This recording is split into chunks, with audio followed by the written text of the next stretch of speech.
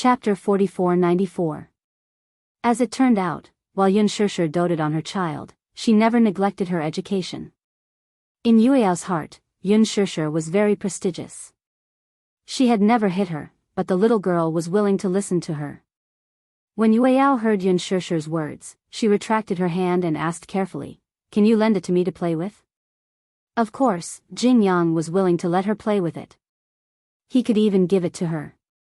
Originally, he had wanted to play with it yesterday, but because Jing Qi didn't buy it immediately and forgot to bring cash, he could only watch the other children play.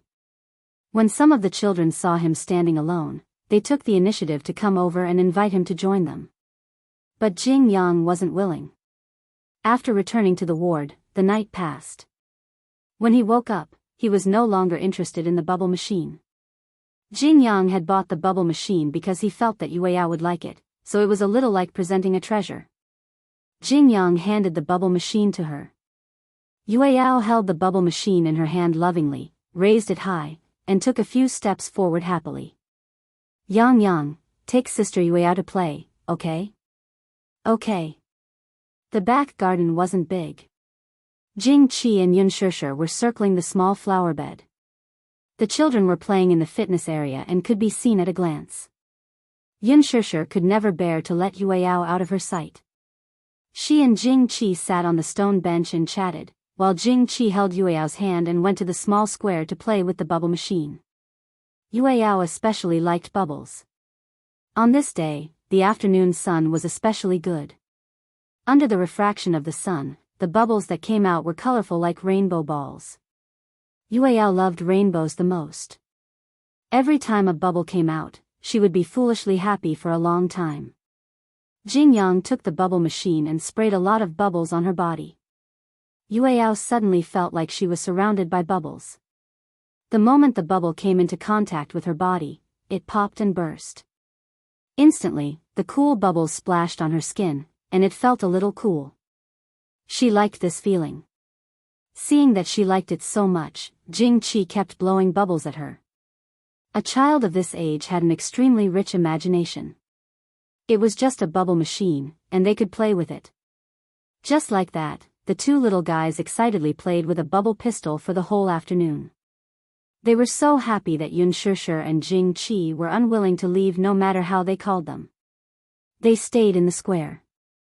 In the end, when Xianxia carried Yueyao in her arms, Yueyao looked at Jing Yang with an aggrieved expression, reluctant to part with him. It turned out that when they were playing, Jing Yang told her that he might be discharged from the hospital the next day, and she didn't know if she could see him again. When Yueyao heard this, he was a little absent-minded and started to feel unhappy. Yang, say goodbye to your sister. Jing Qi tempted him. Jing Yang raised his small hand, but he couldn't bear to wave it away. He just stared at her deeply, obviously unwilling to part with her just like that. But when he heard Jing Qi say that Yueyao still had to take medicine when she went back, he waved his hand sensibly. When Jing Qi carried him back to the ward, the nurse came to deliver the medicine, but he was unwilling to take it. Be good, Yang. Aren't you going to listen to mommy? You have to be good and take the medicine to recover. However, he shook his head and refused to take it. Didn't the nurse say that I'm almost recovered? Then you have to eat today's portion. I don't want to eat. It's so bitter. Chapter 4495. Under Jing Qi's coercion, Jing Yang obediently swallowed the pill. However, when Jing Qi turned around, the little guy ran to the bathroom and spat out the pill hidden under his tongue. He didn't want to take the medicine. If he took the medicine, he would definitely recover very quickly. At that time, he would have no choice but to be discharged and wouldn't be able to see his little Yueyao. He still wanted to stay in the hospital and play with his little Yueyao. It didn't matter if he had a few more injections. At night, when the nurse came to check on him, she measured his temperature again. Yang, Xiao Bao's fever is almost gone. He can be discharged tomorrow. Jing Yang stood at the side, his eyes wide open as if he had been struck by lightning. The nurse held the thermometer and looked at Yang, who was widening his eyes. She squatted down and hugged the little guy reluctantly. Auntie really can't bear for Yang Yang to leave. However, Yang Yang can't stay sick forever and stay in the hospital. After he's discharged, he must be careful not to catch a cold. When Jing Qi heard that he could be discharged, she asked excitedly, "Won't his fever return?" "No, as long as he doesn't catch a cold and be exposed to the cold wind, he'll be fine. Remember, you must use warm water when you bathe. Even if you're washing your face, you can't touch anything cold." When Jing Yang heard this, his heart skipped a beat. At night, the night gradually darkened. Jing Qi hugged him and lay on the bed, sleeping soundly. In the middle of the night, Jing Yang slowly opened his eyes and sensed that his mother, who was sleeping beside him, was already breathing deeply. He knew that she was sleeping soundly. Hence, he quietly sat up, got out of bed, and carefully walked to the bathroom. Then, he quickly took off his clothes, stood under the shower, and turned on the cold water. Whoosh, the cold water poured down. Jing Yang hugged his arms and shivered from the cold water. There were only a few words from the nurse in his mind. Don't catch a cold. Don't be exposed to the cold wind. Even if you're washing your face, you can't touch anything cold. Then, what the nurse meant was that as long as he caught a cold, he could fall sick again. Thinking of this, even though the water was cold, he still gritted his teeth and endured it until his whole body was shaking. Only then did he walk out of the shower room and dry himself with a towel. Then, with wet hair, he walked to the small garden behind the inpatient building and jogged in the cold wind. After running, he was covered in sweat. He walked to the shower and continued to wash his body with cold water. The next day, the moment Jing Qi woke up, she sensed the slightly rapid breathing beside her. She raised her head and saw Jing Yang nestled in her arms with a red face. Even the breath he exhaled at this moment was boiling hot. She was scared out of her wits and quickly touched his face. It was so hot that she jumped in fright. Why was it so hot? Didn't the nurse say that the fever was almost gone?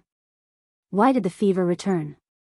At this age, it was easy for a fever to recur.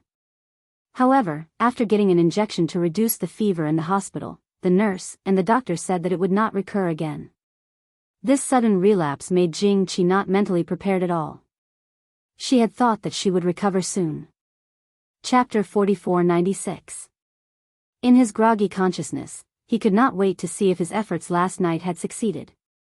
The nurse did not know what his intentions were, so she pressed down on his little hand and carefully stuffed the thermometer into his mouth. What's going on? The nurse looked at Jing Yang worriedly, her heart aching. It looks like his fever is very bad. That's impossible. Didn't his fever go down yesterday? Didn't he cover himself with the blanket last night? That's impossible. Jing Qi said. I only dared to sleep when I saw him fall asleep. Moreover, our Yang Yang doesn't have the habit of kicking the blanket. Then why did his fever relapse? The nurse felt extremely worried. Jing Yang's head was about to split open. Last night, he seemed to have been drenched too much, so much so that he felt as if he was being burned. Even his lips seemed to be scalded by the air that he kept exhaling from his nose. However, even with that being the case, he still felt his body shivering non-stop. Jing Yang was looking forward to it. If he had a fever again, then he would be able to accompany his little Yueyao in the hospital. At the thought of being able to play with his little Yueyao, the pain he suffered was nothing.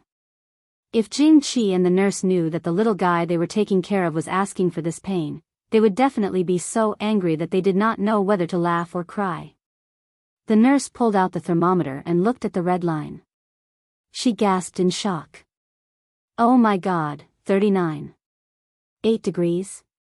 Why is his fever so high? It's even higher than the temperature measured when he entered the hospital. When Jing Qi heard this, she also became worried. Coincidentally, the flu had been more frequent recently. She asked worriedly, could he have contracted the flu? That's impossible. Other than the high fever, there don't seem to be any other similar characteristics. Then, why does it keep going back and forth? Before coming to the hospital, because the fever was not high, he had been using a fever patch. In addition, the nearest children's hospital had prescribed medicine. However, the fever kept going back and forth, and it was getting worse and worse. Jing Qi was worried that it was the flu and was sent to a big hospital. The nurse said, "Let's get an injection to reduce the fever first. I'll get the chief doctor to come over personally in the afternoon." Okay. Hearing that he had a fever again, the corners of Jing Yang's mouth curled up in relief. Then, he almost fainted and lost consciousness. When he woke up again, he was already on an intravenous drip. Because the infusion policy had become strict, especially for children, it was not easy to get infusions. But his fever was too high. The feeling of having a fever was really unpleasant. This time, it was worse than any fever in the past. But he didn't regret it. His only regret was that he had imagined that he would still be able to walk around freely after his fever. He had even gone to the little Yueyao's room to play with the little Yueyao. However, he did not even have the strength to get out of bed. He had obviously miscalculated. He thought that he had deliberately showered in cold water and was only suffering from a fever and a headache. He didn't expect that he would be so weak now. Yueyao, on the other hand, sweated a lot after taking a walk in the back garden yesterday. His temperature had dropped a little, but he still coughed a little. Yunshishir originally thought that Jing Yang would be discharged today, but she heard that the little guy had a fever again, so she carried the little Yueyao over to have a look. Chapter 4497. Yunshishir was also shocked by Jing Yang's flushed face. What happened? She walked over worriedly with Yueyao in her arms. Her heart ached as she looked at Jing Yang. Why is he burning up again? I don't know. When I woke up, his fever flared up again. His whole body is burning up and he's in a daze from the fever. He can't even speak coherently. Their conversation alarmed Jing Yang. He opened his eyes and saw Yueyao. He immediately reached out to grab her. Little Yueyao looked at him and then at Yunshishir. She seemed to be using her gaze to ask what was going on. Yunshishir patted her head and said, "Little brother is sick. He wants you to keep him company." Yueyao nodded and walked to the bedside. She pushed a stool clumsily to Jing Yang's side and then climbed onto the stool and sat down. Jing Yang was in a daze. He raised his little hand and saw Yueyao's afterimages. His fever was so high that he was seeing things and people like a spy. Yueyao also stretched out her hand and gently clasped his. She immediately felt his small, scalding hand. "It's so hot." Yueyao's voice was crisp and childish. "His hand feels like a hot water bottle. Little brother is sick. He has a fever, just like Yueyao." "But Yueyao's hand isn't this hot," Yueyao said. Yueyao was a little disappointed when she heard that Jing Yang was sick. She was bored in the hospital. She missed her daddy. Wuxia came once at night. But when he came, Yueyao had already taken her medicine and gone to bed early. He stayed at the hospital for a night and then went to work at dawn. At that time, Yueyao was still asleep. Hence, Yueyao missed Wuxia and wanted to go home as soon as she recovered. But she thought that she could play with Jing Yang while she was sick in the hospital. She liked to play with Jing Yang because she felt that Jing Yang was very interesting. However, now that Jing Yang had fallen ill, she was left all alone again. Yueyao's face was full of disappointment. Jing Yang opened his eyes, then closed them weakly. He struggled to sit up, but after a few attempts, it was to no avail. He didn't even have the strength to sit up, much less play in the garden with Yueyao. How disappointing. Alright, let's not disturb little brother. Let's just keep him company quietly, okay? Yueyao raised her head and suddenly thought of something. Yueyao wants to tell little brother a story. Okay. Yueyao ran back to the room with a 3D fairytale book. 3D Fairy Tales, SSSSS Fairy Tales Inns. It was a series of fairy tale storybooks developed by Liji Holdings. Li Hanlin gave Yunshishir a set. Usually, a fairy tale would be divided into 3 volumes. Each volume was extremely heavy. Yueyao had a hard time carrying one. The book she carried over was Sleeping Beauty. Yueyao liked it very much. Almost every time before going to bed, she would let Yunshishir read this book. She never got tired of it. Towards the end, she could almost memorize it herself. Children at this age were very passionate about things and stories that they loved. It was just like watching cartoons. They would watch them repeatedly. Yunshishir was helpless. She didn't know whether to laugh or cry. But there was nothing she could do. Chapter 4498. Let me read it to you, okay? Jingyang nodded gently. He was already very happy to have her by his side. Yueyao climbed onto the bed and leaned closer to him. Then, he opened the book in front of him and flipped to the first page. A vivid three-dimensional castle was displayed in front of him. Jingyang had never seen such a gorgeous three-dimensional book before, and his gaze was slightly surprised. The castle had a pulling effect.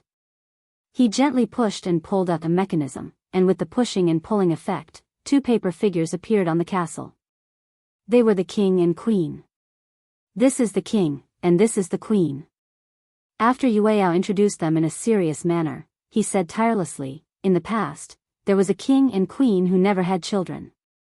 They were very sad and distressed because of this.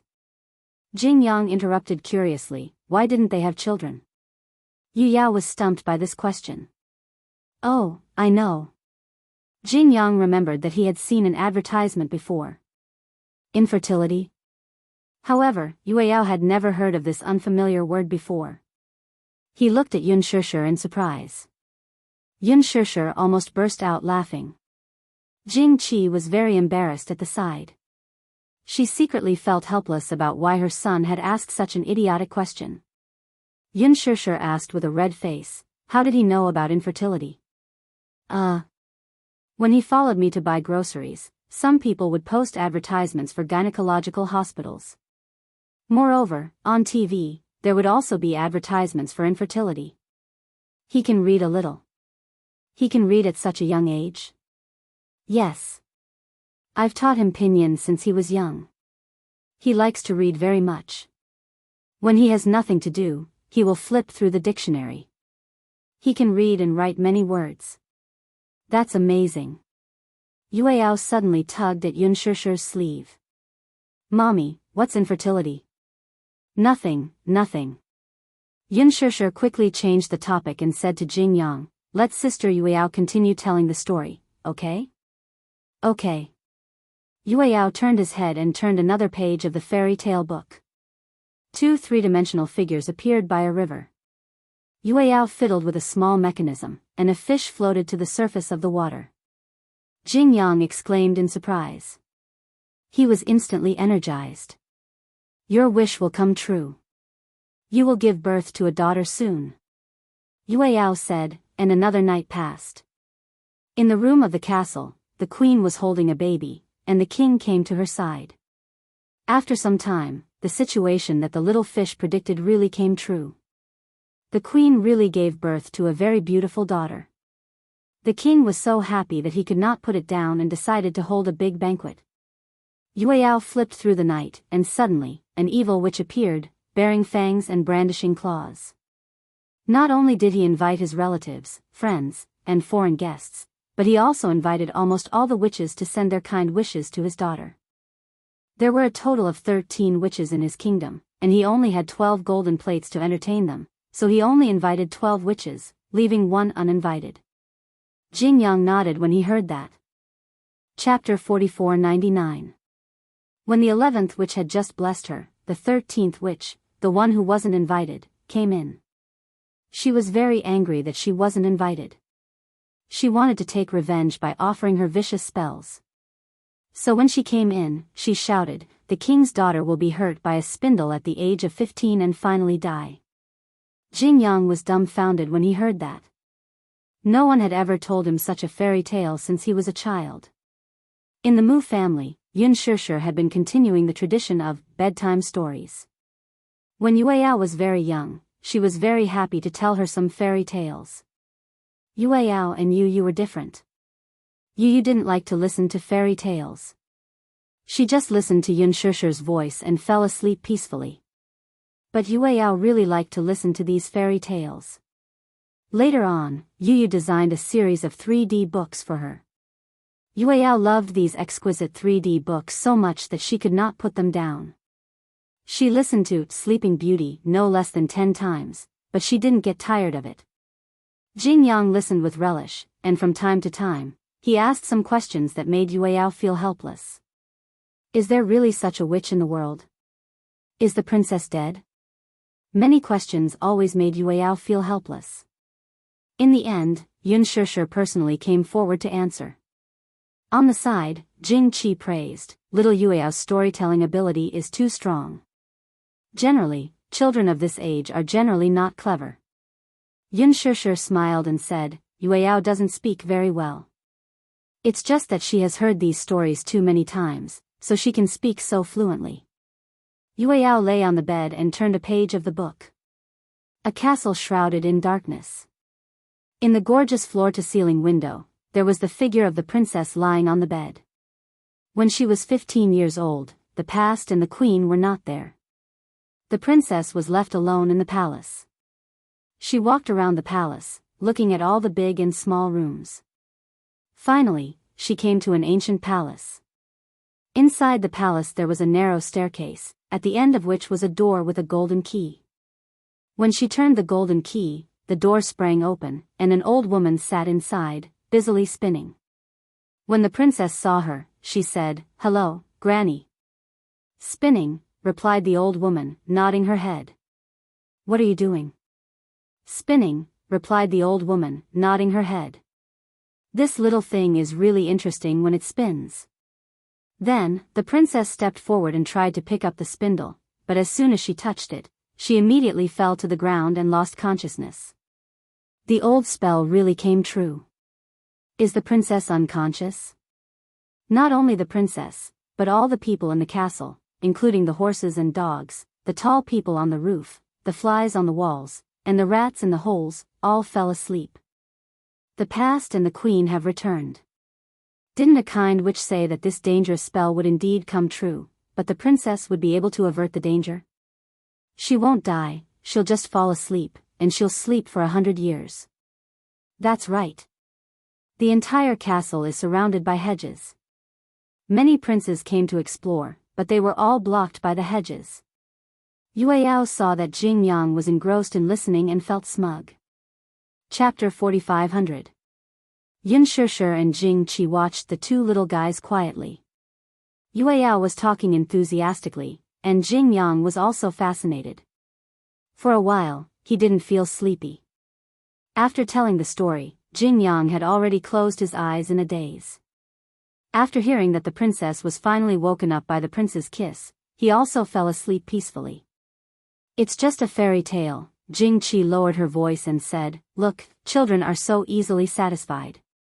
Even if it's a perfect ending in a fairy tale, he can sleep peacefully. The world of children is innocent and simple. They're easy to satisfy." As Yun Shusher spoke, she picked up Yueyao and said to her, "It's time for you to take a nap." "Okay." Yueyao rubbed her eyes. It was obvious that she was sleepy. She yawned loudly and let Yun Shusher carry her to sleep. In the afternoon, Yu and Xiao Yichen finally rushed over. When they found out that Yueyao was sick, they rushed back without stopping for a moment. When they found out that Yueyao's fever was gradually subsiding, Yu and Xiao Yichen breathed a sigh of relief. The two of them guarded Yueyao on both sides. Looking at Yueyao's peaceful sleeping face, Yu felt especially sorry for her. "I feel that sister's face doesn't seem so rosy anymore. She has been injected with fever reducers for 2 days in a row. She has suffered a lot. Wouldn't it be too boring for Yueyao to stay in the hospital alone?" Yu said dejectedly, "I should have rushed back earlier, but I thought that as long as I came back before Yueyao's birthday, it would be fine. I didn't expect Yueyao to suddenly fall sick. The temperature difference during the change of seasons is huge, and she has the habit of kicking the quilt." Yun Shusher paused for a moment before continuing, "However, Yueyao has been fine these few days in the hospital. She's not bored. There's a little brother around her age who's playing with her. Little brother? When Yu and Xiao Yichen heard this, they immediately became alert. Where did this little brother come from? Yunshishir was stunned. It can't be, these two fellows, were they even jealous of this kind of thing? That kid is just next door. Whoosh, Yu and Xiao Yichen disappeared into the next room at lightning speed. The door to the room was ajar. Jingqi went to prepare the medicine. Yu and Xiao Yichen gently pushed the door open and saw a child with delicate features lying quietly on the bed with an IV drip. His fever was too serious, and some of his tonsils were inflamed. He had to be put on a drip to reduce the inflammation. In order to find out who was trying to kidnap his sister, Yu slipped into the ward and saw a familiar name on the pathology report on the table. Jing Yang. It's him? Yu walked to the side of the bed and took a look. No wonder he felt that this child was very familiar, as if he had seen him somewhere before. Ah, it's him? Yu suddenly remembered. Xiao Yichen asked curiously, you know him? Yes. Do you know who Gu Xingzi donated his cornea to? Could it be him? Yes. I remember that the child's name is Jing Yang. I've seen that child before and I remember his eyes. Although his facial features have changed a lot, his eyes haven't changed at all. Chapter 45:01. As soon as Yu finished speaking, Xiao Yichen could not help but flick him on the head. You still have the cheek to call others children? You're a child too, okay? How dare you use such an old-fashioned tone? Yu glared at him and bounced back. I'm older than him, okay? You're saying that he's the recipient of Uncle Xingzi's cornea? Yes. For some reason, Xiao Yichen was filled with emotions. This world is too small. I also heard that Uncle Xingzi donated his cornea to a child. It's said that he has a congenital corneal defect. Initially, Yu and Xiao Yichen were filled with righteous indignation towards this brat who wanted to abduct their sister. However, when they found out that Jing Yang was the child who had received Gu Xingzi's cornea, they could not resist for a moment. For some reason, they believed that Gu Xingzi had not disappeared. Instead, he had always been there. However, through the cornea donation, his life had been extended. And Jing Yang was proof that he still existed. In the afternoon, Jing Yang finally woke up. Jing Qi sat beside him, but her expression was no longer as loving as before. Instead, it was surprisingly serious. You're awake? Jing Yang looked at her interrogative expression and felt a little uneasy. What's wrong? Mom. Answer Mom's question honestly. Yes, did you sleep obediently by Mom's side last night? Jing Yang had never lied, and he did not like to lie. However, even if he did not lie about this matter, he could not admit that he did not sleep obediently by his mother's side. Jing Yang hugged the blanket and covered half of his face. He hummed guiltily. Mom doesn't like children who lie. Mom, I'm not lying. Then, a nurse told me that in the middle of the night, she stood on the balcony and saw you running around the back garden. Jing Yang was so scared that he burped. He had been discovered. And, Jing Qi grabbed the wet hospital gown that Jing Yang had hidden in the bathroom and asked even more seriously, what's going on? Why is this gown so wet? There were a total of 2 sets of hospital gowns in the hospital. Early in the morning, Jing Qi planned to wash Jing Yang's hospital gown, but she couldn't find it. In the end, she found it in the corner of the bathroom, as if it had been deliberately hidden. Jing Yang felt even more guilty. He hid almost all of his face under the blanket, only revealing a pair of restless eyes. No one knows a child better than his mother. Jing Qi understood this child.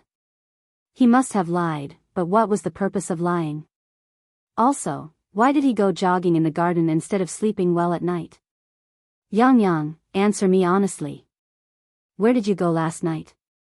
Did you catch a cold from playing in the garden last night? Jing Yang couldn't hide it any longer and could only nod silently. Why? Jing Qi was angry. Why don't you sleep obediently by Mommy's side? Because, Jing Yang pouted and said sadly, I want to be sick. I want to be hospitalized. Jing Qi was stunned. She had thought of countless answers, but she did not expect such an answer. Which child liked to be hospitalized, sick, and in the hospital? Chapter 4502. Jing Yang lowered his head and gently moved his lips. He then confessed in a lonely manner, I want to play with little Yueyao. The nurse said that I'm about to recover and will be discharged today, but I don't want to. If I'm discharged, will I never be able to see her or play with her again? Jing Qi sighed helplessly. So it was because of this? So, this idiot didn't hesitate to get wet and run around the back garden in the cold wind in order to play with Yueyao. She remembered. Yesterday, the nurse had mentioned in front of him not to be cold and not to be exposed to the cold wind. This guy knew how to apply what he learned. Jing Qi asked tentatively, do you like Sister Yueyao so much? Jing Yang nodded excitedly. What do you like about her? She's so beautiful. Like a little princess. Pfft, Jing Qi almost fell to the ground. So, it was because Yueyao was good-looking? Did her son look at faces like this? What else? She tells me fairy tales. But you can't get sick just to play with her. Jing Yang immediately lowered his head guiltily. Mom, I know I was wrong. I won't dare to do it again. Jing Qi patted his head, feeling sorry for him. Don't do such a stupid thing again. Besides, even if you're discharged from the hospital, you can still play with Sister Yueyao. Jing Yang's eyes widened in surprise. Really?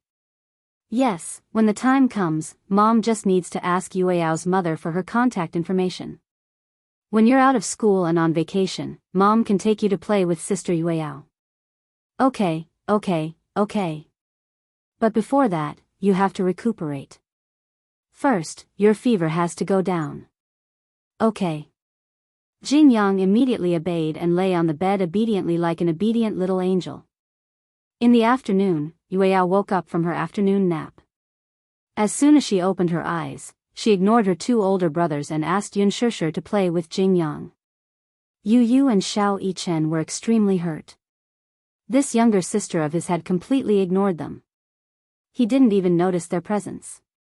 Yunshishir reminded her, Yueyao, look who's back. It was only then that Yueyao noticed Yu and Xiao Yichen, who looked extremely disappointed. He was a little surprised. You guys are back. Idiot Yueyao, did you just notice us? Yueyao smiled, revealing her white teeth. She then turned around and asked Yunshishir, Mommy, where's brother Yang? Yu and Xiao Yichen looked at each other. They were furious. They couldn't help but worry that when Yueyao grew up and got a boyfriend, she would completely ignore her two older brothers. Xiao Yichen said, Yueyao, can't you play with your older brother? Older brother isn't fun. Xiao Yichen was indignant. Which part of him isn't fun? Yueyao pouted and didn't know what to say for a moment. Yunshishir looked at the two little lads who were jealous of Jing Yang. For a moment, she didn't know whether to laugh or cry. Yu stretched out his arms and wanted to hug Yueyao. Yueyao, let's play together, okay? Raise me high. No. Yueyao shook her head. I want to play with brother Jing Yang. Yu smiled awkwardly and secretly blacklisted Jing Yang. Chapter 4503. Mom, is brother Yang awake? I think so. He's probably on an 4 drip now. When Yueyao heard this, she immediately lifted the blanket. Then I'll go play with him. Hey, wait. Yunshishir called out to her and said reproachfully, don't run so fast.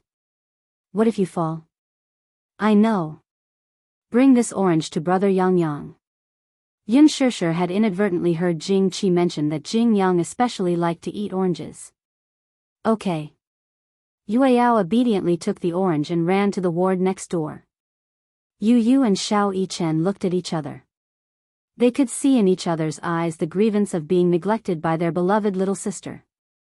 You can't be alone with that rascal like your little sister. Xiao Yichen leaned over and muttered to Yu, otherwise, what if little sister is kidnapped by that rascal? When Yu Yu heard this, she instantly became nervous. Her expression turned serious, but she also felt that it made sense. We can't let them be so close to each other and improve their relationship for nothing. Xiao Yichen added fuel to the fire by Yu Yu's ear. You have to know that many childhood sweethearts cultivate their relationship from a young age. Okay. Anyway, let's go over and watch over little sister. If that rascal dares to flirt with her, I'll definitely teach him a lesson. Xiao Yichen and Yu Yu instantly had a tacit understanding that they had a common enemy. It was as if they were brewing something big. Yunshishir didn't know what the two little buns were mumbling to each other, but she saw that they looked nervous and alert. Before Yunshishir could finish asking, Yu Yu and Xiao Yichen walked to the ward next door. Yunshishir was speechless. Why did these two rascals look like they were going to catch adultery? When they arrived at the ward next door, Yu Yu and Xiao Yichen entered. They saw Yueyao sitting by the bed with an orange in her hands. Jingyang was leaning against the headboard with an 4-drip in his hand. I'll dial it for you. Yueyao held up the orange and said proudly, I've seen how my mommy peels an orange. Yueyao can do it too. When Yiyao walked in, Jingyang had just finished changing his 4-drip. She knew that he was still on an 4-drip and couldn't peel the orange. However, when she saw Jing Yang's greedy expression, she volunteered to peel the orange for him. When Xiao Yichen saw this, his nostrils flared. He had never eaten an orange peeled by his sister. Come on. Nothing. Yes. Even Yu Yu and Mommy had never enjoyed such special treatment from Huiyao. How could Jingyang have the upper hand? Xiao Yichen felt that his position in Huiyao's heart was being threatened. He walked over and pouted as he said to Yueyao, I want to eat an orange too. Yueyao and Jingyang were looking at each other, sweetly, when Xiao Yichen appeared at the wrong time. Yueyao then realized that Yu Yu and Xiao Yichen were also in the ward. She asked in a childish voice, Why are you here? We knew you were sick, so we rushed back. But when you saw us, you ignored us. Yueyao imitated Yunshishir's tone and lectured them, You're already so old. Do you still need me to play with you? Seriously. Jingyang found Yueyao's tone amusing and couldn't help but laugh. Xiao Yichen's eyes were almost spitting fire. What are you laughing at? Chapter 4504. Jingyang immediately stopped smiling. Yu Yu stared blankly at the orange in Yueyao's hand. She pouted and said coquettishly, Yueyao, why aren't you peeling the orange for Big Brother? I'll peel the orange first. Yueyao's little hand gently rubbed the orange until the peel loosened. Then, she gently dug her index finger into the center of the orange and carefully peeled the peel. She peeled the orange very carefully. Her fair and adorable fingers peeled off the peel bit by bit. As the orange had been rubbed properly, it was very thin. When she finished peeling the orange, Yuyao was surprisingly patient. Bit by bit, she peeled off the white peel on the fruit pouch. The white peel was edible, but it affected the texture slightly. Every time Yunshishir peeled an orange for Yueyao, she would peel off the white peel bit by bit. This made the texture even sweeter and more perfect. Yueyao imitated Yunshishir's actions and slowly tore off the white fruit along the lines. However, this process was extremely long. Moreover, Yueyao's fingers weren't very nimble. She peeled and paused for a while. Before they knew it, 5 minutes had passed and she had only peeled off half of the peel. If it had been any other time, Xiao Yichen would have lost his patience. However, since the person peeling the orange was Yueyao, he was happy to be patient. Yu Yu, Jingyang, and Xiao Yichen stared fixedly at Yueyao as she peeled the peel. It was as though just watching her peel the white peel was exceptionally interesting. Finally, I'm done peeling. Yueyao proudly waved the peeled orange in front of the three of them. Look, I'm done peeling it. Xiao Yichen and Yu Yu stretched out their hands at almost the same time. However, Yueyao quickly retracted her hands. This orange isn't for you guys. Yu Yu and Xiao Yichen's fragile hearts were about to shatter when they heard this. If it's not for us, then who is it for? Mommy said that big brother Yang Yang likes to eat oranges. As Yueyao spoke, she peeled the orange in half and prepared to divide it into pieces for Jing Yang to eat. Jing Yang's hand was on an 4 drip, so Yueyao was about to feed him. This was a special treatment that Yu Yu and Xiao Yichen could only wish for. Xiao Yichen panicked and began to whine. Yueyao, I want some too. Why aren't you giving it to big brother? Yu Yu could not care less about being reserved. This was the first orange Yueyao had peeled in her life. It had an incomparably special meaning. It was as if this was not an ordinary orange, but a century-old longevity fruit. It was as if eating this longevity fruit would make one immortal. However, Yueyao couldn't bear to give it to them. Instead, she passed the fruit to Jing Yang. However, Jing Yang didn't dare to reach out to take it. This was because Yu Yu and Xiao Yichen, the two siscons, were staring at him covetously. It was as if the two of them would pounce on him if he reached out to take it. Jing Yang swallowed awkwardly and said quietly, "Why don't we have a competition? Whoever wins gets to eat the orange peeled by Yueyao. What do you think?" Xiao Yichen immediately perked up when she heard that Jing Yang wanted to play a game with them. "Tell me, what game?" "I don't want to play if it's too easy." Jing Yang said, "How about playing 1/2?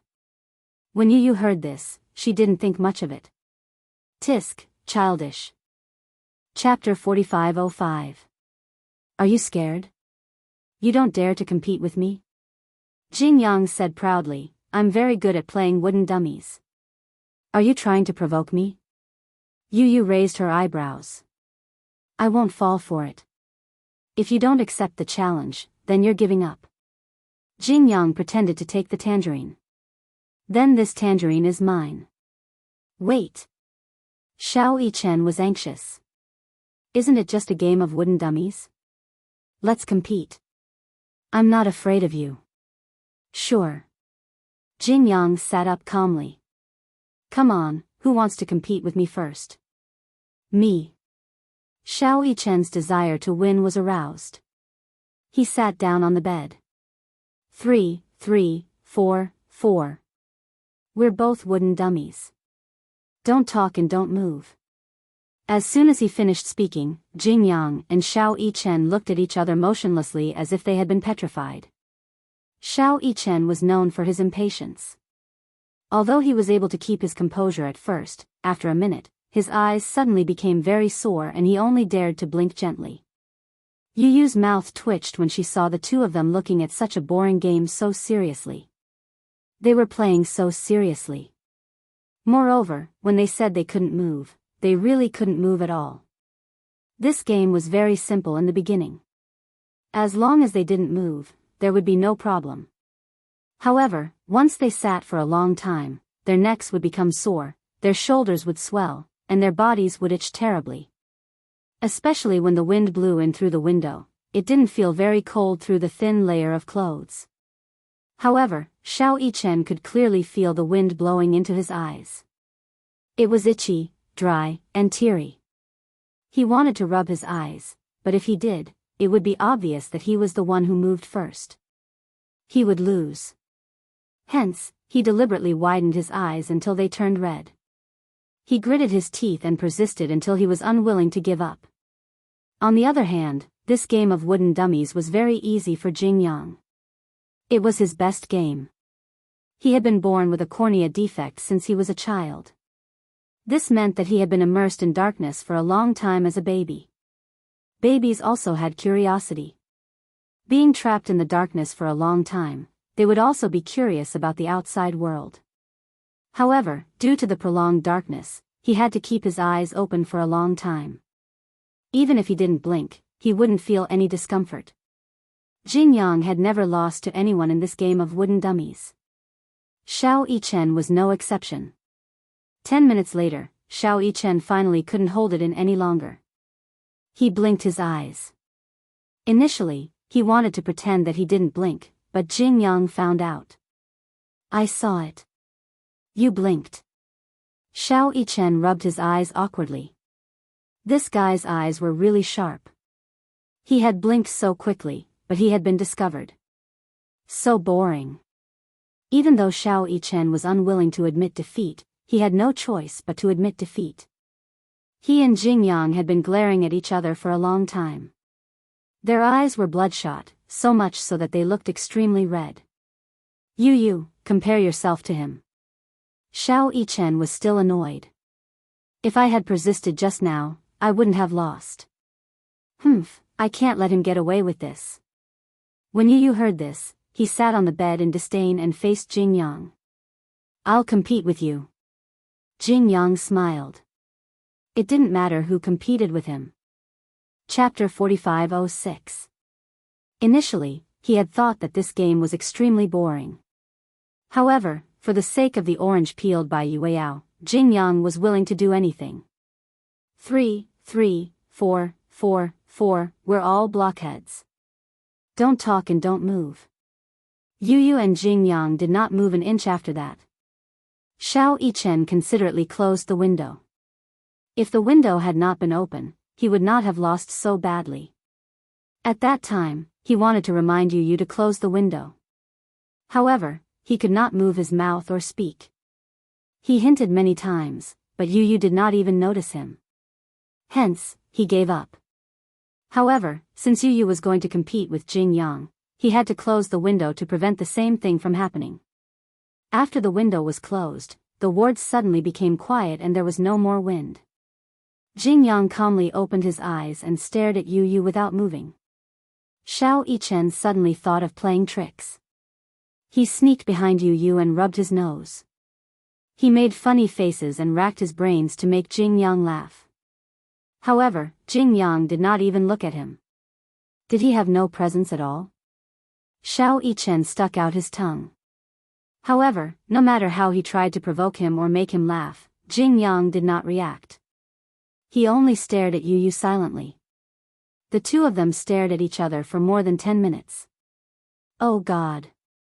For more than 10 minutes, he did not move at all. Xiao Yichen thought that it would be over in 3 minutes at most. He was such a restless person. Making him sit in the same place without moving was undoubtedly a torturous torture. However, it was not a problem for Jingyang at all. It seemed that he had underestimated this kid called Jingyang. He stared at Yu without moving an inch. Just like that, another half an hour passed. Xiao Yichen did not know how many times he had yawned. Yueyao looked at Jingyang and then at Yu. He also felt bored. Don't compete anymore. Jingyang and Yu did not reply. They were still holding their breaths. Jingqi came back with hot water and saw the two children sitting face to face, motionless like statues. She felt strange. When she saw that Jing Yang's infusion bottle had been hung up, she rushed over and rang the bell. The nurse rushed over. As soon as the nurse entered the room, she was also confused by this scene. What's wrong with the two children? Jingqi was also stunned. I don't know what happened either. When I came back with hot water, I saw the two of them sitting facing each other without saying anything. Xiao Yichen reminded Jingqi not to speak. They're playing games. What game? 123 blockhead, whoever moves or speaks will lose. Wooden man? Jingqi didn't know whether to laugh or cry. Why are these two kids playing such a boring game? Xiao Yichen explained, whoever wins will be able to eat Yueyao peeled oranges and enjoy the treatment of a national guest. This was not an exaggeration at all. Whether it was Xiao Yichen or Yueyao's first personally peeled oranges in his life was simply a luxurious national guest treatment. Otherwise, Yu, who had always been mature and steady, would not be willing to play this game with Jingyang. He was very serious. This game was too childish for him. However, for the sake of Yueyao's oranges, he did not care about his reputation. Another 10 minutes passed. Chapter 45:07. Another 10 minutes passed. Yu's eyes were visibly redder and he didn't dare to blink. Jingyang wasn't any better. He stared and somehow became cross-eyed. Jingyang didn't notice it, but Xiao Yichen wanted to laugh when he saw it. However, he was afraid that his laughter would affect Yu's performance. After all, laughter was contagious. Hence, Xiao Yichen tried his best not to laugh. However, even though he could control himself, Yu might not be able to do the same. He and Jing Yang were sitting opposite each other. Hence, he could see Jing Yang's adorable cross-eyed expression. The corners of his mouth twitched slightly. He really wanted to laugh. However, he couldn't control himself anymore. Yu tried his best to control himself. Yunshushu rushed over. When she saw this scene, she couldn't help but walk over and scratch the soles of their feet. Wahahaha. Pfft. Ha ha ha ha ha. The two little guys couldn't control themselves and were already on the verge of breaking down. Now that Yunshushu had scratched the soles of their feet, they couldn't control themselves anymore. Mommy. Yu regained his serious expression and turned to look at her angrily. Why are you scratching the soles of my feet? Stupid teammate. When did I become your teammate? Yunshushu didn't know whether to laugh or cry as she said, when I walked in, I saw the two of you staring at each other. Jing Yang's eyes were almost cross-eyed. Jing Yang and Yu asked in unison, who's the big-eyed one and who's the small-eyed one? At this moment, the two of them seemed to have a tacit understanding. Yu said in disdain, of course I'm the big-eyed one. Your eyes aren't as big as mine. But my eyes are definitely not small either. Anyway, my mommy said that I'm the big-eyed one and you're the small-eyed one. Yu, who had always been cold and aloof, was angered by Jing Yang and argued with him like a childish child. At the side, Yunshushu suddenly felt a sense of helplessness. They could even argue over such a childish question as who was the bigger eye and who was the smaller eye. Wasn't this a little too exaggerated? Yueyao held the peeled orange and was dumbfounded. When Yu saw this, he immediately walked over. His arrogant attitude towards Jing Yang was gone. Instead, he gently squeezed her little paws. Yueyao, can you give the orange in your hand to Big Brother to eat? Yueyao recovered and looked at Yu before looking at Jing Yang. Then, she said softly, no. Not good. Not good, not good, Yu's handsome face twisted. It was as if he had been frozen. Yueyao carried the orange and walked to Jing Yang's side. She smiled at Jing Yang and said, this orange was originally for Big Brother Jing Yang. This orange was originally for Big Brother Jing Yang. This orange was originally for Big Brother Jing Yang. This sentence kept echoing in Yu's ears. Jing Yang took the orange in a daze. He broke it in half and gave one half to Yueyao. The two of them looked at each other and smiled warmly. Yu half knelt on the ground as if he had been struck by lightning. He supported himself with both hands as if he had suffered a great blow. Xiao Yichen didn't know why, but when he saw Yu breaking down, he wanted to laugh. Chapter 4508. He walked over, knelt on one knee, and patted his shoulder gently. It's just a tangerine. Do you have to be so dramatic? A tangerine? Yu suddenly clenched his fists and stood up. He said angrily, is this just a tangerine's problem? Xiao Yichen was speechless. What other problems could there be? This is a matter of status, dumbass. Yu turned his head and looked at the two people who were having a good time. Jing Yang and Yueyao were eating tangerines, laughing as they fed each other. That scene stung a certain someone's eyes. I'm going crazy. At night, Wuxia arrived at the ward. The first thing he saw was not Yueyao, who was sitting on the bed reading a comic book. Instead, he saw Yu sitting on the sofa in the corner. The reason why he noticed him at first glance was because he could feel the endless resentment coming from him the moment he entered the room. Yu crossed his arms and leaned against the sofa. He looked out of the window as though he had been petrified. Who was the one who was sick?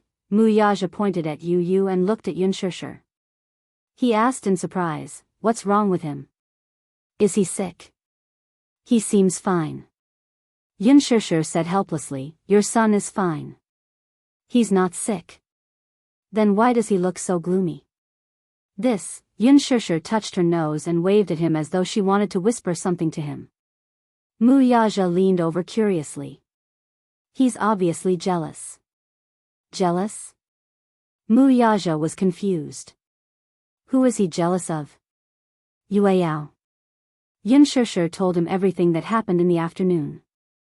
Mu Yaja's lips twitched when he heard this. It's just a tangerine. Why is this guy so useless? But the first time Yue Yao peeled an orange, he personally asked her for one. In the end, Yue Yao didn't give it to him and gave it to Jing Yang. Yu Yu was obviously jealous. Mu Yaja looked at his son with disdain. That's his sister, not his wife. Sister complex, Yun Shishir said calmly. As a father, how could he not know that his son is a sister complex? You know that Yu Yu loves Yue Yao the most, and Yue Yao has always had a special place in Yu Yu's heart. Yue Yao also loves Yu Yu the most. But, ever since Jing Yang appeared, it seems like Yu Yu's position in Yue Yao's heart has changed. How is this possible? Mu Yaja didn't think much of it. He's thinking too much. That's what I told him, but he refused to listen. Since this afternoon, he has been curled up in a corner. He's been in a bad mood. What about Yue Yao? Yue Yao said that she wants to read more fairy tales. Then, she'll tell Jing Yang stories. Mu Yaja's lips twitched again. No wonder Yu Yu was in such a bad mood. Yue Yao was really good to Jing Yang.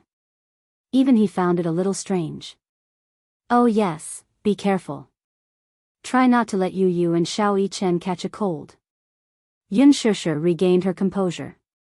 What's wrong? Chapter 4509. Quarantine? Yun Shishir suddenly became nervous. Is it that serious? Then, what about Yue Yao? Will Yue Yao catch the flu? It is said that there are a few suspected cases in this hospital. Of course, this is internal news. The Ministry of Health does not dare to make a big deal out of it. They are still analyzing the degree of contagion for fear of causing panic among the public. Of course, regardless of whether it is true or not, don't go anywhere other than the ward. Oh, I understand. Yun Shishir nodded. For the past 2 days, Yue Yao had been very obedient. Initially, she wanted to go to the back garden with Jing Yang to play. However, because she was worried about the flu, she asked Yue Yao and Jing Yang not to go anywhere outside the ward. Yue Yao read a lot of fairy tales at night. Although she was still young, she had already started to learn how to read. Moreover, the comic books had pinyin, so she learned a lot of new stories and told them to Jing Yang. Yu Yu became even more depressed these days and fell ill. It was not because she was too sad that she fell ill, but because she caught a cold. Yun Shishir became alert and asked the doctor about the cause. Because it was sudden, the doctor was not sure. Hence, he took a blood sample and said that the results would only be out in 2 or 3 days.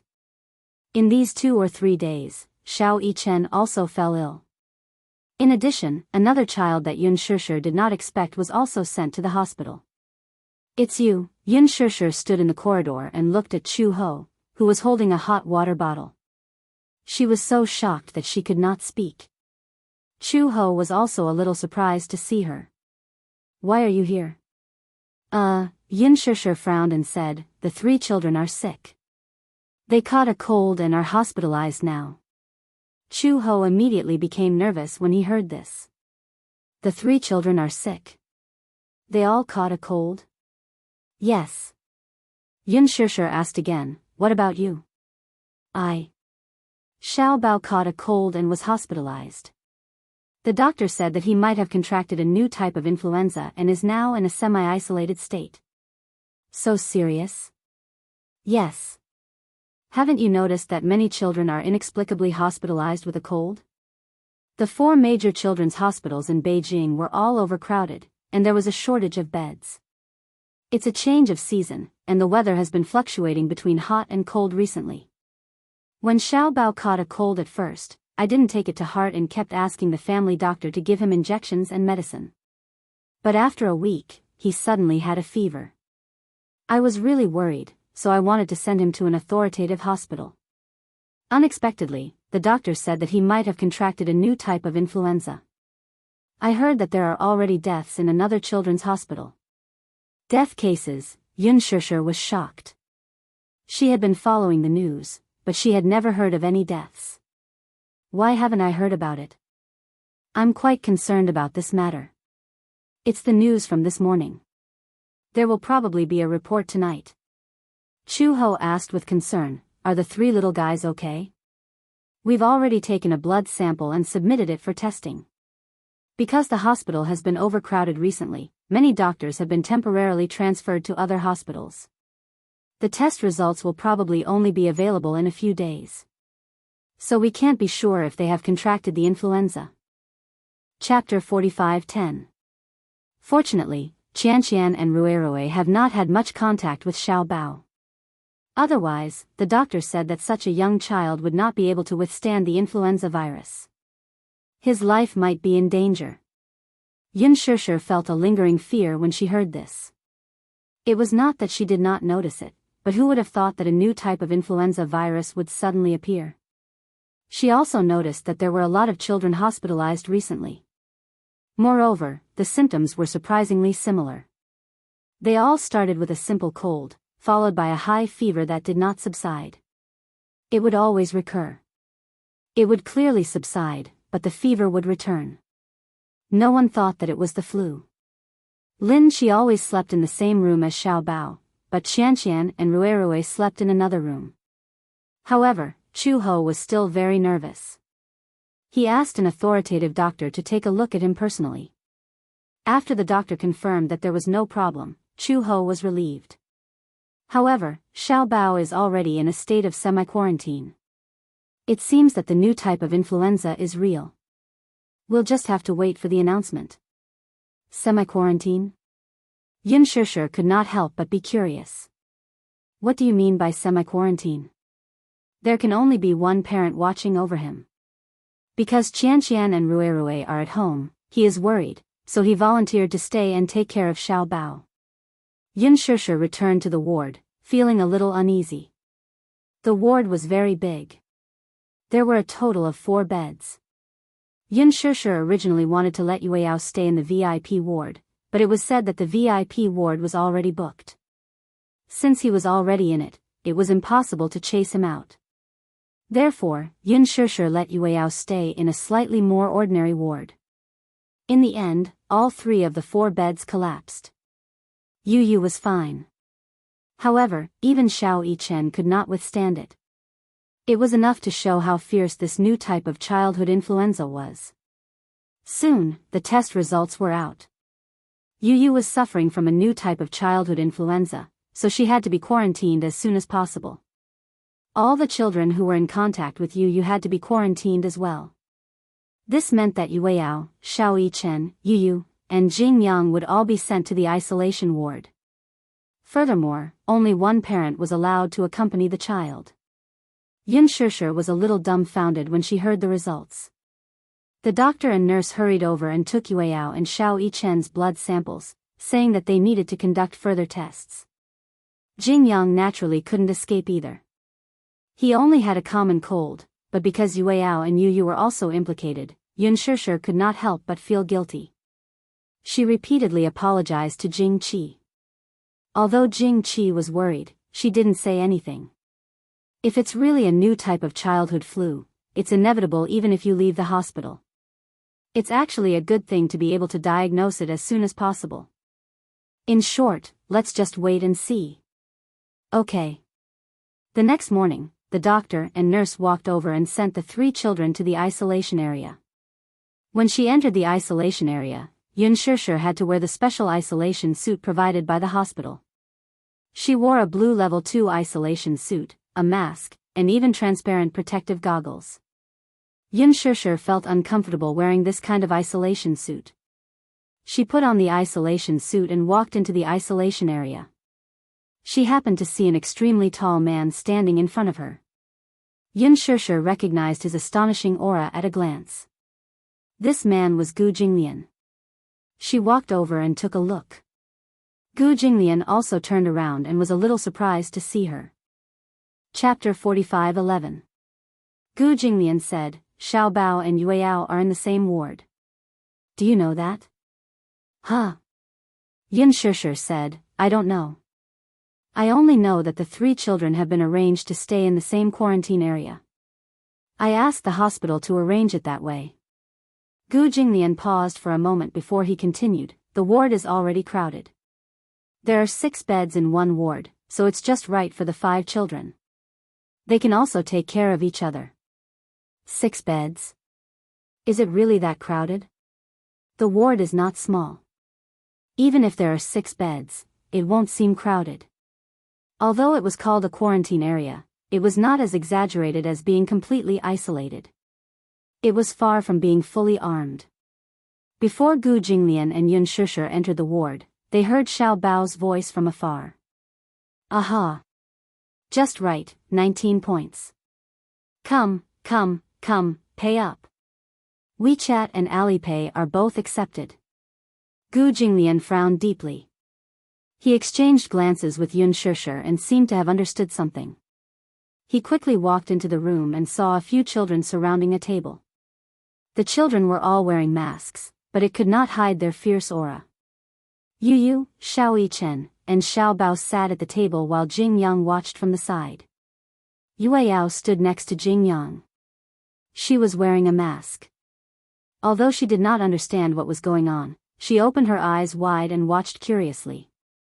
Xiao Bao, Yu, and Xiao Yichen were gambling. You're so proud of 19 points. Yu flipped the cards in her hand and snorted coldly. Did I say anything when I got 21 points? Xiao Bao heard this and immediately leaned over to look at the cards in Yu's hand in disbelief. 10, 2, 9. It was exactly 21 points. This game was played by 2 to 6 people. Apart from the Joker, there were 52 cards. The goal of the players was to make the total points of the cards in their hand not exceed 21 points and try to make it as big as possible. Once the number exceeded 21, it would be considered a win. If it did not exceed 21 points, then the person closest to 21 points would be the winner. This was a very classic gambling game. Gu Jinglian had taught Xiao Bao how to play this game.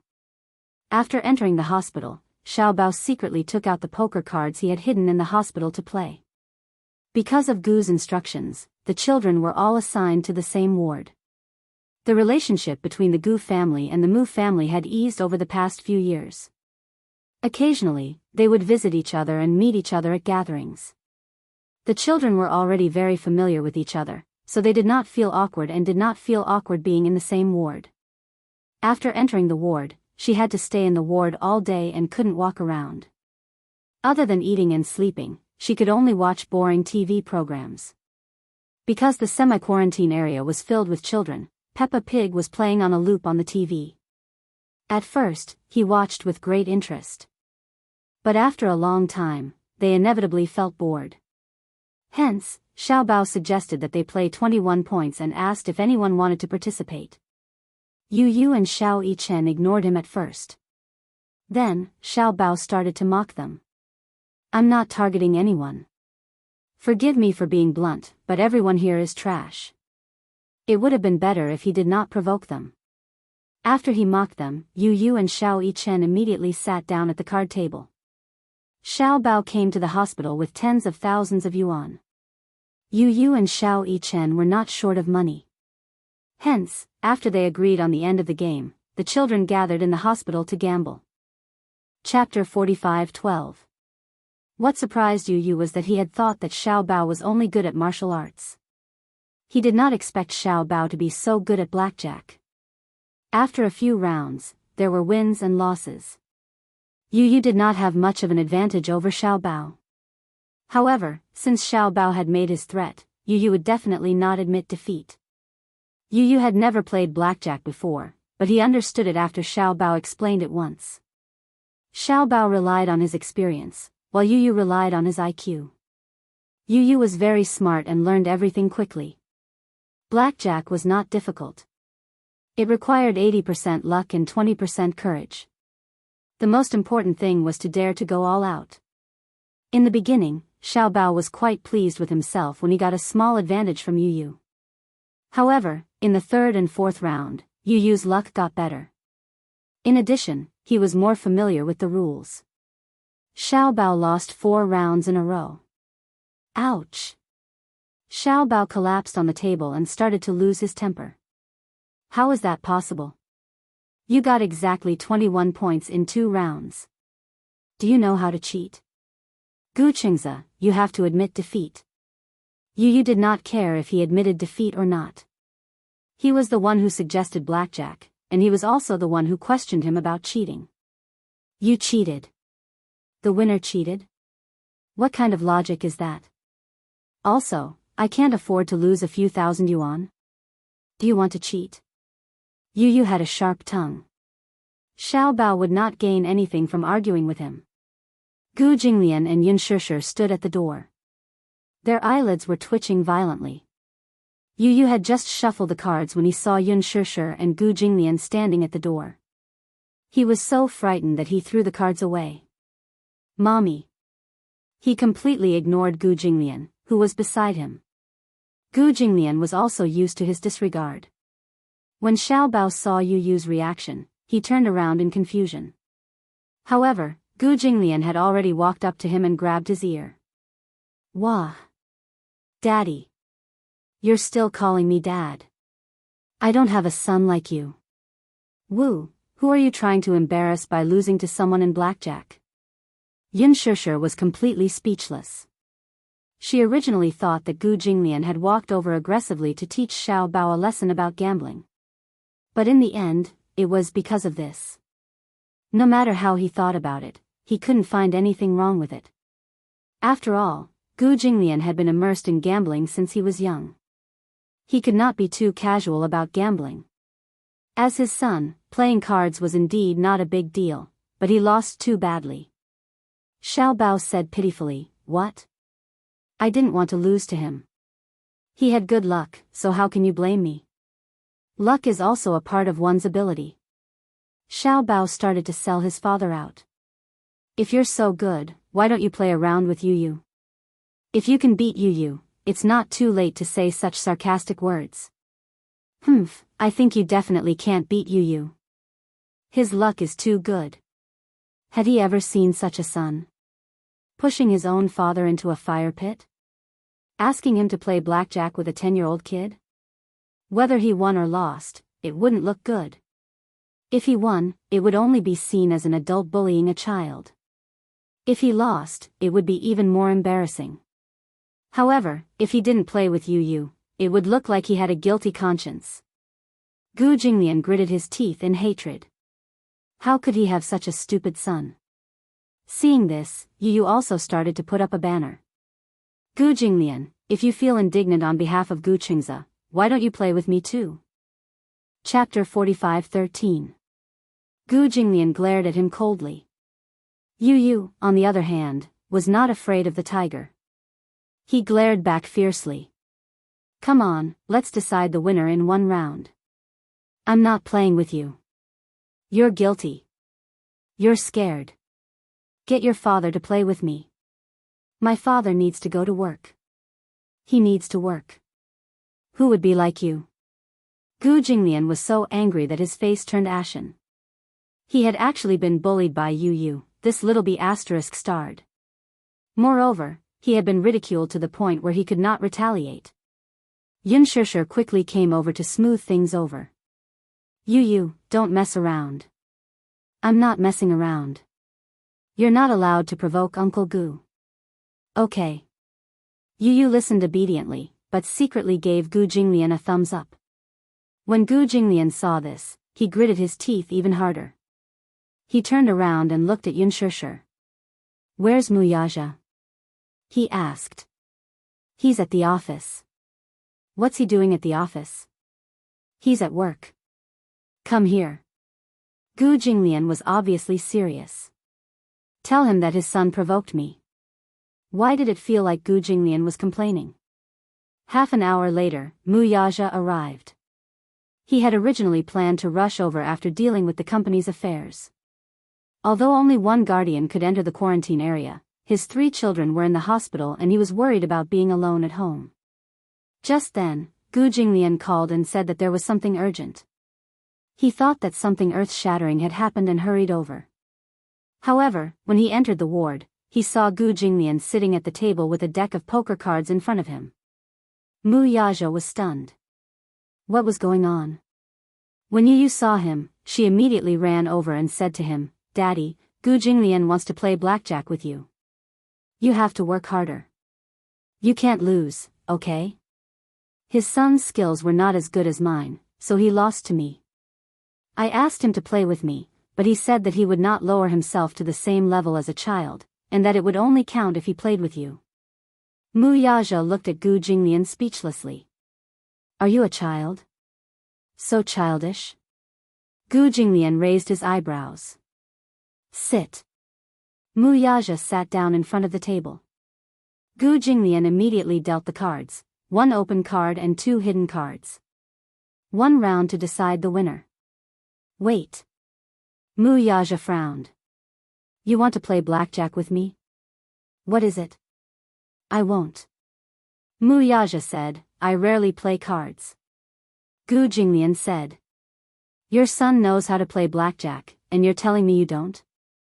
Who are you lying to?" Mu Yaja said innocently, "I really don't know how to play. Do you think I'm you?" Gu Jinglian was speechless. He deeply suspected that Mu Yaja was pretending to be a wolf in sheep's clothing. How could he not have come into contact with blackjack? "Then what do you know?" Mu Yaja said, "If it's two people, I'll play cat fishing." "Cat fishing?" Yu Yu leaned over curiously. "Daddy, you really don't know how to play?" Mu Yaja lowered his voice. "I've played before, but I forgot the rules." You're such a scammer. Who would be happy to play blackjack with him?" "Who is he?" "He grew up in the casino. You can't afford to offend him." The president of Xingyu Financial Group was actually scared. Yu Yu despised him. "Daddy, you're such a coward." Mu Yaja didn't think much of it. So be it. Daddy doesn't earn money to gamble. It's to support the three of you." These words were very pleasing to Yu Yu's ears. Why was his daddy so virtuous? Chapter 45:14. Gu Jinglian snorted coldly. "Are you a sore loser?" "That depends on what you're betting on." Mu Yaja suddenly leaned closer and said meaningfully, "If you want to bet, why don't you bet on something big? I'm quite interested in the Gu family mansion. Why don't you use the Gu family mansion as your capital?" Gu Jinglian's gaze sharpened. This Mu Yaja was quite good at speaking without thinking. The Gu family mansion. Every inch of that land was worth a fortune. It had been preserved for hundreds of years, and every brick was worth a fortune. Even the Cultural Relics Bureau had estimated the price of the carvings on the eaves. This piece of land was worth half of the Gu Corporation's shares. It was a mansion that was more expensive than a courtyard house in the capital. Why? You can't bear to part with it? Are you feeling guilty? Mu Yaja mocked expressionlessly. It seems that President Gu is not so sure about winning. His provocation was only because he had set his sights on the Gu family's main residence. If Gu Jinglian was willing to take out the Gu family's residence as a bet, Mu Yaja would really be willing to follow the bet and give it his all.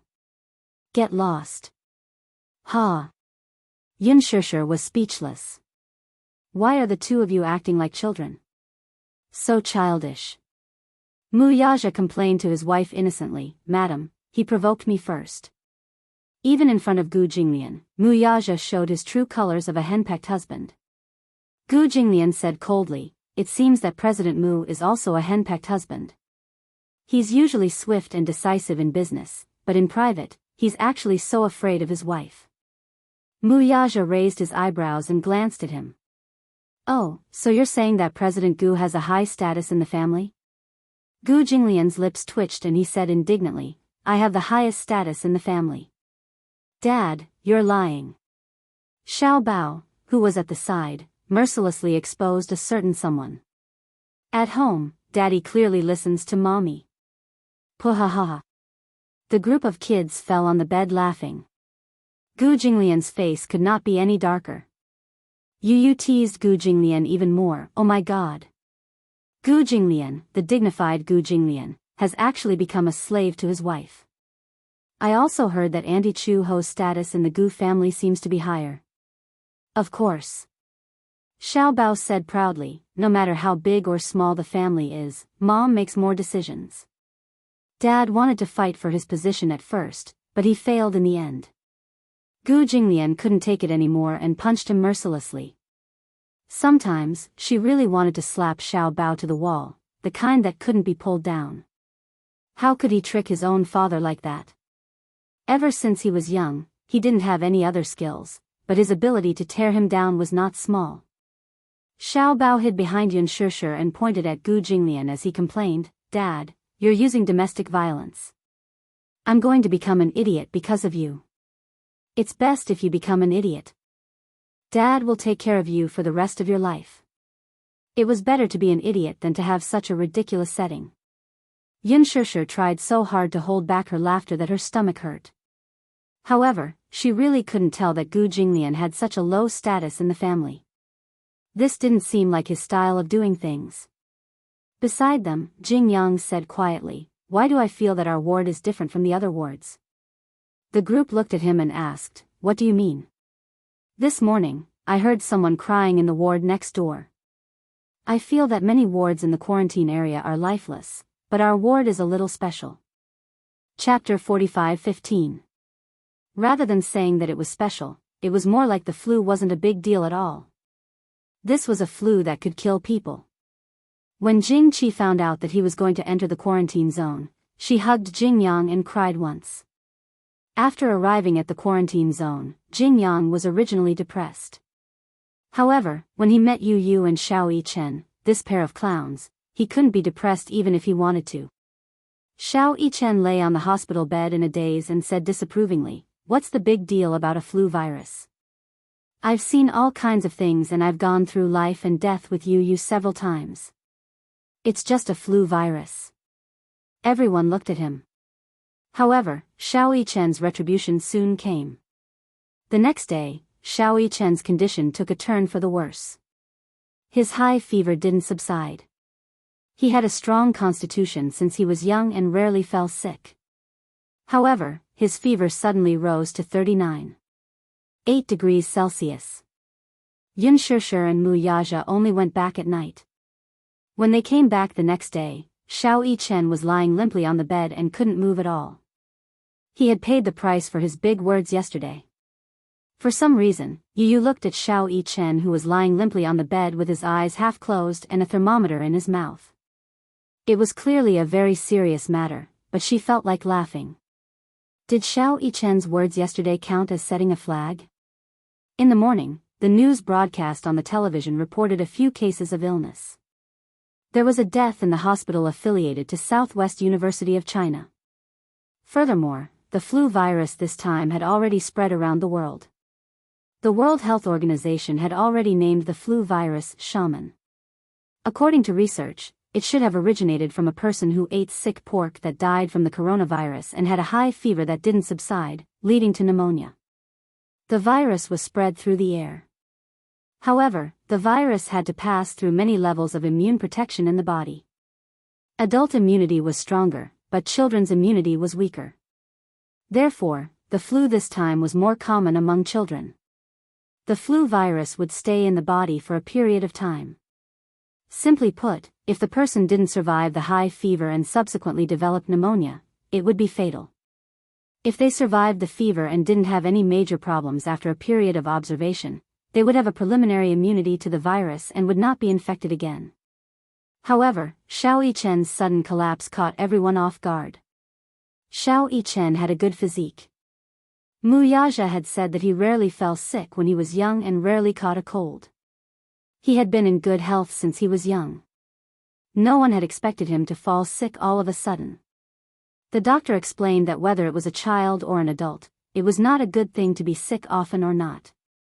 They often fell sick because their bodies were weak, but if they didn't fall sick for a long time, the body's antibodies would become less and less. When a serious illness came, it would be difficult to resist. This was because the body would produce antibodies to the virus after recovering from the illness.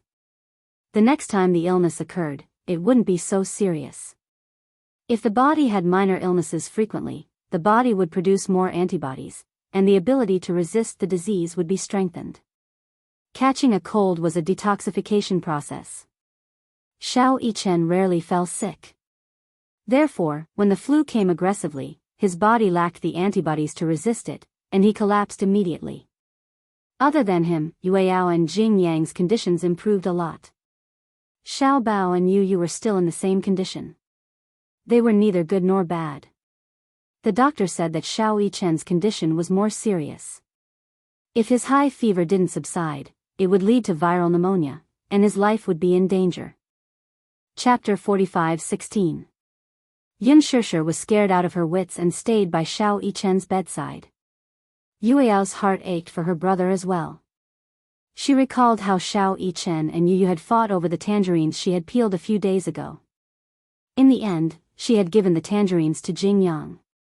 She had peeled 2 tangerines and wanted to give them to Xiao Yichen. Although she was still young, she could vaguely understand the doctor's words. When she found out that Xiao Yichen's condition was not optimistic, she was naturally unhappy. Jing Yang's heart ached when he saw this. He accompanied Yueyao to stay by Xiao Yichen's bedside. Xiao Yichen had just woken up from his drip and saw a group of people surrounding his bedside. His eyes widened in shock, and he almost cried out in fright. Yun Shishir saw that he was crying and was extremely nervous. She hurriedly asked what was going on. In the end, Xiao Yichen said something that shocked everyone and made them not know whether to laugh or cry. "Am I dying? What do you mean? Did the doctor say that I can't be saved?" Xiao Yichen rubbed his eyes and cried pitifully. "Why are all of you surrounding me? It's as if you're looking at me for the last time." "Pooh." Yun Shishir hurriedly spat a few times. "What nonsense are you talking about? What do you mean you can't be saved? What do you mean you can't be saved? Everyone is just worried about you and wants to take care of you." Xiao Yichen's eyes were still red. "I thought my condition had worsened and they wanted me to leave a will." "Pooh." Yu Yu spat heavily. "If you keep spouting nonsense, I'll beat you up." "Xiao Yichen, be good. As long as you get through the fever and don't contract pneumonia, you'll be fine." Xiao Yichen nodded. Yun Shishir hurriedly scooped out a bowl of porridge that she had just cooked.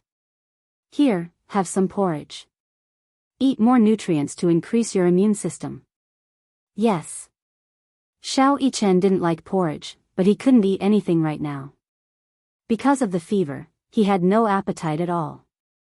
Not only that, he felt that he was about to become muddle-headed from the fever. His head was extremely heavy. He rarely had a fever, so he had experienced the pain of a high fever. His head hurt, and his eyes hurt. It was so painful that his eyeballs felt like they were about to pop out. Because he was constantly blowing and wiping his nose, it was as if a layer of skin was being rubbed off from his nose. Yun Shishir patiently fed him a bowl of porridge. In the end, Xiao Yichen woke up from his afternoon nap and felt his stomach churn. He threw himself into the trash can beside the bed and vomited. The porridge that he had eaten in the morning was all vomited out in the afternoon. After vomiting, he collapsed onto the bed as if he had lost all his strength. His stomach acid churned, and he felt so uncomfortable that tears fell from his eyes. Yun Shishir's heart ached as she watched from the side. When had Xiao Yichen ever suffered like this? She couldn't help but recall Yu Yu's childhood. She had also suffered like this in the hospital. She wished that she could take Xiao Yichen's place and suffer like this. Because Xiao Yichen had collapsed, the atmosphere in the ward became much heavier. The entire quarantine zone fell into a gloomy atmosphere. Everyone was on tenterhooks, afraid that they would be the first patient to die in the quarantine zone of the hospital. Outside the ward, the doctors and nurses were wearing protective clothing as they paced back and forth. At such a time, such a scene was inexplicably terrifying. Xiao Yichen didn't allow Yueyao to lie beside his bed because he was worried that she would pass the flu to her. Chapter 45:17. Yun Shishir also felt sorry for Xiao Yichen, but she was also worried that Yueyao would be worried about her brother. Therefore, she asked her to wear a thicker mask. Xiao Yichen was on an 4 drip for 2 consecutive days, and his condition kept fluctuating. One moment, his temperature would drop to 37 degrees, and at night, it would reach nearly 40 degrees. His entire body would be hot, and in the end, he would become delirious. Yunshishir had not slept well for a few days. Wuxia felt sorry for her and suggested that she go home to get some sleep. She was unwilling, but in the end, Wuxia forced her to go home. She had not slept for a few days. Staying up all night would also affect her immune system. In addition, Yunshishir had a delicate and weak body, so Wuxia was still worried. After Yunshishir went home, he was responsible for taking care of the 3 little guys. In the past, Wuxia would definitely not be able to take care of himself. The 3 little guys would definitely make a mess. However, ever since Yunshishir was pregnant with Yueyao, he had to take care of everything from the pregnancy to the delivery, to the confinement, and breastfeeding period. Who was born to do housework and take care of babies? Wasn't it all acquired through training? When Yueyao grew up, Wuxia also had the ability to take care of babies. When he took care of babies, he was not inferior to a top nanny. However, on the other hand, Chuho had to take care of the 2 little guys. They had just been weaned, and their immune system was too weak. If she went to the hospital too often, she would have to be isolated from the 2 little guys. Therefore, the heavy responsibility of taking care of Xiao Bao fell on Gu Jinglian's shoulders. However, Gu Jinglian had always been taken care of. When did he have the experience of taking care of others? When Chu Ho was in confinement, he volunteered to take care of his wife during her confinement, but in the end, he took care of her in a mess. In the end, he was chased away by Chu Ho. Xiao Bao was hospitalized, and Uncle Fu was old. If it were anyone else, they would be worried as well. Moreover, Xiao Bao also said that he wanted Gu Jinglian to accompany him. Naturally, Gu Jinglian could only do it himself. In the end, Xiao Bao regretted it a few days later. How did Gu Jinglian clean his face? Just like wiping a table, she covered Xiao Bao's face with the face towel like a rag. Then, like kneading dough twists, she rubbed his face until it was red. Gu Jinglian believed that since her face was red, she must have scrubbed it clean. Every time he finished scrubbing his face, Xiao Bao's face would turn red as if he was drunk. It was as if a layer of his skin had been peeled off. Gu Jinglian felt a sense of accomplishment. Xiao Bao then looked to the side and saw how Wuxia was gently wiping Xiao Yichen's face and hands. He was so jealous that he was speechless. He patted the blanket and shouted at Gu Jinglian's back view indignantly, "Dad! What's the use of being handsome? You don't know how to cook or wash clothes. You can't even take care of a patient well. Can your handsome face be used as food?" Gu Jinglian turned around gloomily. He was about to flare up, but since Xiao Bao said that he was handsome, he was satisfied. Xiao Yichen was not convinced when he heard this. He supported his weak body to sit up and said indignantly, "Is your dad handsome?" "He's not as handsome as my dad." "Humph. My dad is the most handsome in the world. He's the richest and the most gentle. Can your dad compare to him?" Chapter 45:18. Wuxia's eyelids twitched fiercely. It was understandable for children to brag and compete. But when did violence become a category of comparison? Tisk, tsk. My daddy won't compete with you in violence. Xiao Yichen gave him a thumbs up. My daddy is rich. My daddy has a lot of money. He can build a few Eiffel Towers for me to climb with his money. Wuxia almost vomited blood. He was secretly calculating if he could really build a few Eiffel Towers with his wealth. While he was still calculating, the 2 little guys had already started bragging. My daddy can cook Chinese food, Western food, pasta, instant noodles, and pizza. My father knows how to write song calligraphy in regular script and seal script. Every piece of calligraphy is priceless. Our family lives in a big villa. Our family has a big courtyard.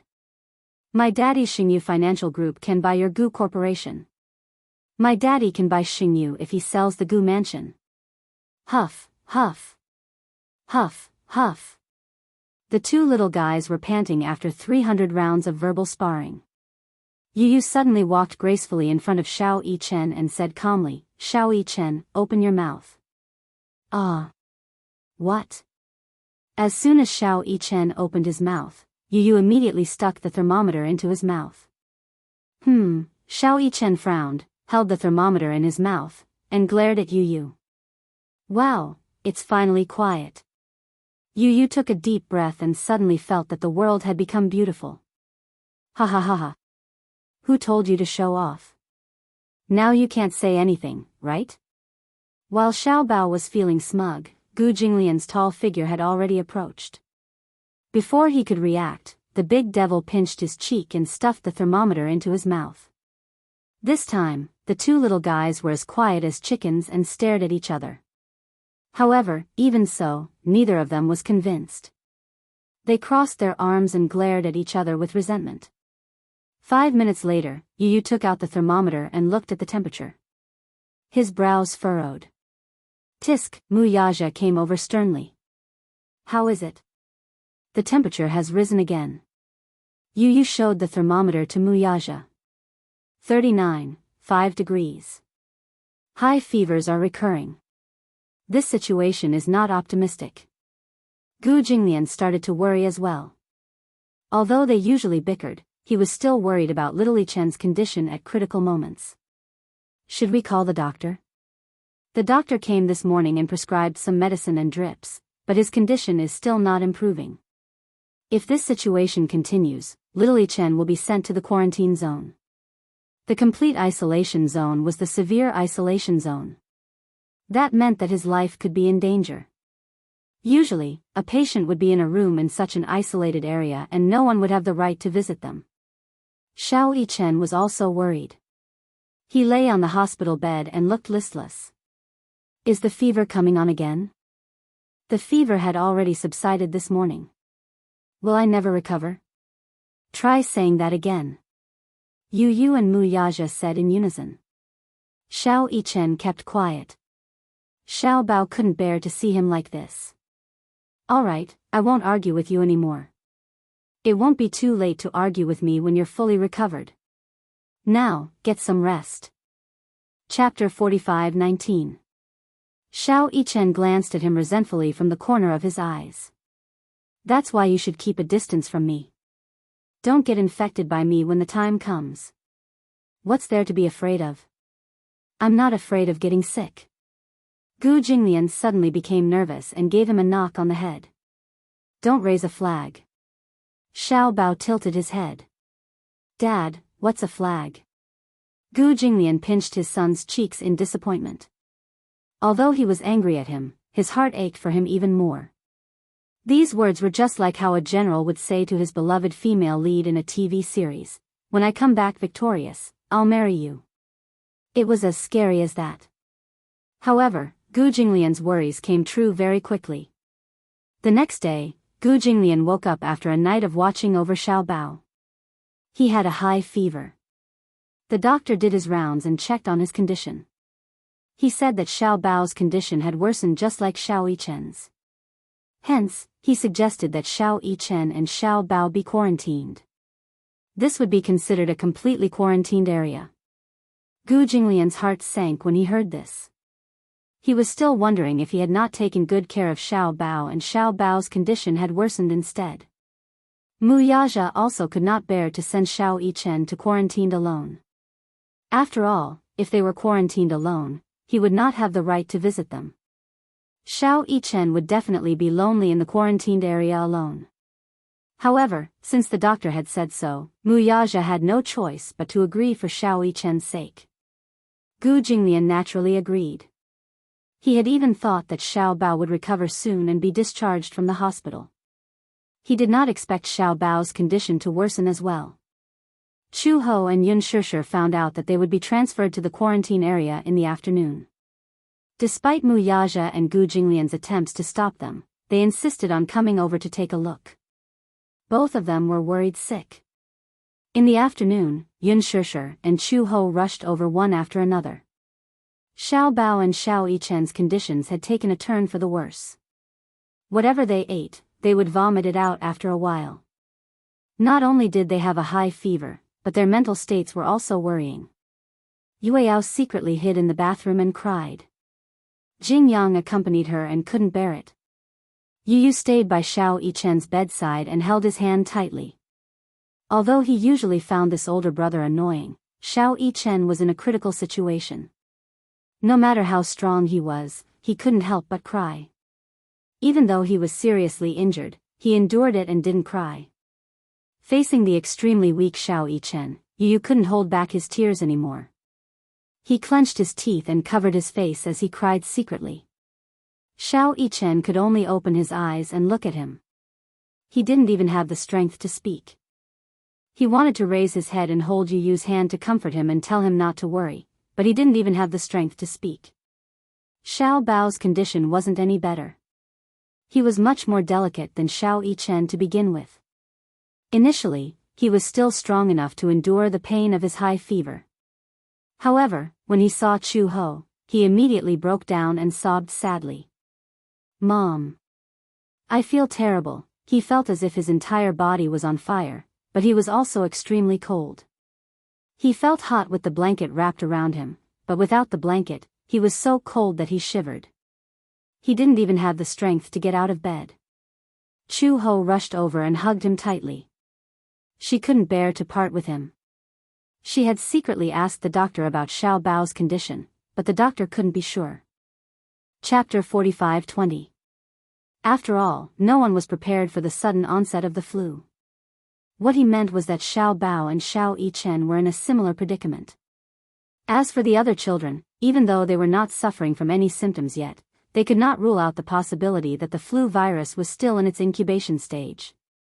Since it was an unknown flu, no one could determine the mortality rate, cure rate, and sequelae of the flu.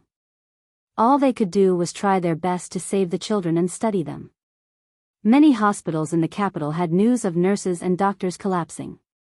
A few nurses' immune systems had deteriorated due to inadequate protection and working overtime. Unfortunately, they were infected. Apart from that, many doctors had been fighting on the front lines for a long time and fell ill from overwork. Some even died on the operating table. The constant news reports made the public anxious and immersed themselves in the fear of the flu. On the streets, in the shopping malls, and in schools, everyone was wearing a mask. Taking the temperature every morning had become a routine. The thermometers in the pharmacies were sold out. In the alleys of the city, everyone was on tenterhooks, afraid that they would fall victim to the flu virus. Even if they could not accept it, they had no choice but to accept it. Yun Shishir secretly cried in the bathroom for a long time. She wiped her tears and applied cold water to her face before walking out of the bathroom. She walked to Xiao Yichen's bedside and replaced Yu. Xiao Yichen gently held Yun Shishir's hand. He looked at the doctors and nurses who had surrounded the bed and asked nervously, "Mommy, am I going to be quarantined?" "Yeah." Yun Shishir squeezed his palm and choked back her sobs. "It's okay. It's just a small problem. Mommy will wait for you to get better, okay?" "Yeah, I think it's just a small problem too." Xiao Yichen blinked and said disapprovingly, "I'm in good health. How can I be defeated by such a small flu virus?" "Yeah." Yun Shishir nodded her head vigorously as though she was using Xiao Yichen's words to convince herself. Xiao Yichen couldn't bear to see her holding back her sadness. He pursed his lips and looked at the ceiling to hold back his tears. He was not afraid of getting sick, but he was afraid that Yun Shishir would be worried. She was so fragile. If she worried about him all the time, she would not be able to eat or sleep well. He must not show any signs of weakness, otherwise she would be even more worried. Therefore, Xiao Yichen pretended to be relaxed and said, "Mommy, when I leave the quarantine zone, I want to eat your black pepper steak. That will have to wait until you come out. For the sake of Mommy's black pepper steak, I have to work hard to get healthy." Xiao Yichen said confidently, "Don't worry, Mommy. I won't make you wait for too long." The doctor and nurse looked at each other and felt a little sad. The nurse walked over and said to Xiao Yichen, "Little boy, say goodbye to your daddy and mommy, okay?" "I don't need to say goodbye." Xiao Yichen's voice was a little choked up, but he still said stubbornly, "I'll be back soon." He and Xiao Bao were moved to a gurney and slowly pushed out of the ward. A group of people surrounded them as they walked towards the quarantine zone. 2 hospital beds were pushed to the quarantine zone door, one after the other. Xiao Bao's bed was pushed over to be next to Xiao Yichen's. Chapter 45-21. Xiao Yichen saw the fear and trepidation in Xiao Bao's eyes. He reached out his hand and said, "Come, hold my hand." Through the mask, little treasure winked mischievously at him and held his hand in the same way. Perhaps to Xiao Bao, the flu was just an ordinary cold. It wasn't that serious. However, Xiao Yichen was deeply aware of what he and Xiao Bao were facing at the same time. It was a test of life. If they couldn't pass this test, they might not be able to survive. He heard from the doctor that although he had a good physique, he rarely fell sick since he was young. Because of this, his body produced very few antibodies. As a result, his illness came like a landslide. He didn't have many antibodies to defend against the flu virus. Hence, he collapsed. The 2 children were sent to the quarantine area. Yun Shishir was distracted all day and all night. She didn't know when Xiao Yichen would be able to walk out of the coma. However, at the same time, there was good news. Yueyao's condition was slowly improving. If there were no accidents within a week, he should be able to be discharged. Yu had to be observed for a period of time. During this period of time, Yun Shishir was invited by the company to participate in a charity performance. It was a song that praised the angel in white. It was used to encourage the medical staff on the front line. At the same time, it was used to calm the panic of the public. Yun Shishir suppressed her worry and went to the sound engineer to record a demo. Xiao Yichen and Xiao Bao were sent to the quarantine area. The ward suddenly quieted down. Gu Jinglian had been staying in the ward for the past few days. Xiao Bao wasn't around and Mu Yaja couldn't take care of Yueyao and Yu on his own. Moreover, Jing Qi was also ill. Hence, Gu Jinglian helped to take care of Jing Yang. Jing Yang was especially afraid of Gu Jinglian. There was a type of person who, no matter how good-looking he was, had an irresistible aura that made people flinch at the sight of him. Gu Jinglian belonged to this type of person. No matter how calm and approachable he appeared, he couldn't hide his sharp aura at all. Every time Gu Jinglian wiped his face, Jing Yang would be as quiet as a puppet. He wouldn't move at all. Yu was speechless. Was Gu Jinglian that scary? Why was Jing Yang so afraid? For a few days, there was no news about Xiao Bao and Xiao Yichen's condition. They didn't know if their conditions had improved or worsened. The man looked calm on the surface, but in reality, he was more worried than anyone else. Yueyao and Yu Yu's were. Yichen Yu's. Yu said, "Actually, we seem to have neglected little Yichen. Even if he's my brother, he's not much older than me. He was only born an hour or 2 earlier than me, but he bears more responsibilities than anyone else." As the saying went, the crying child would get candy. However, Xiao Yichen was too stingy with his tears. Perhaps Mu Yaja had given him a special education since he was young. When he was half an adult, he was thrown into a special training camp. He had developed a strong character. No matter how wronged he was, he wouldn't cry easily. In front of Yu, he also relied on his identity as Yu's elder brother. He took care of Yu just as much as Mu Yaja and Yun Shishir. He was very attentive. Chapter 45-22. In Yun Shishir's heart, a bowl of water was not full. In addition, Yu had always been weak, so she focused on Yu and ignored Xiao Yichen's needs.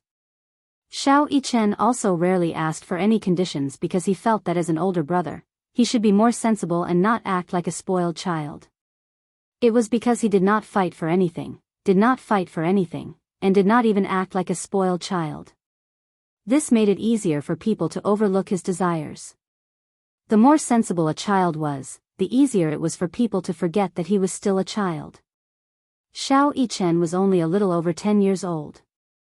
Like Yu, he also had times when his immune system was weak. At such a time, Xiao Yichen still had a youthful sense of heroism. Yun Shishir was restless all day. Although Mu Yaja maintained his composure on the surface, only God knew how worried he was. Compared to them, Gu Jinglian was much calmer. Even though Chu Ho came to the hospital later and wanted to visit and was rejected, she was much calmer than Yun Shishir. Even though Xiao Bao was now in the quarantine area, which was equivalent to the intensive care unit, not just anyone could visit him. She also thought optimistically that being quarantined would only be temporary. Children who liked to smile would have good luck. Xiao Bao would definitely get better. It had to be said that emotions could be infectious.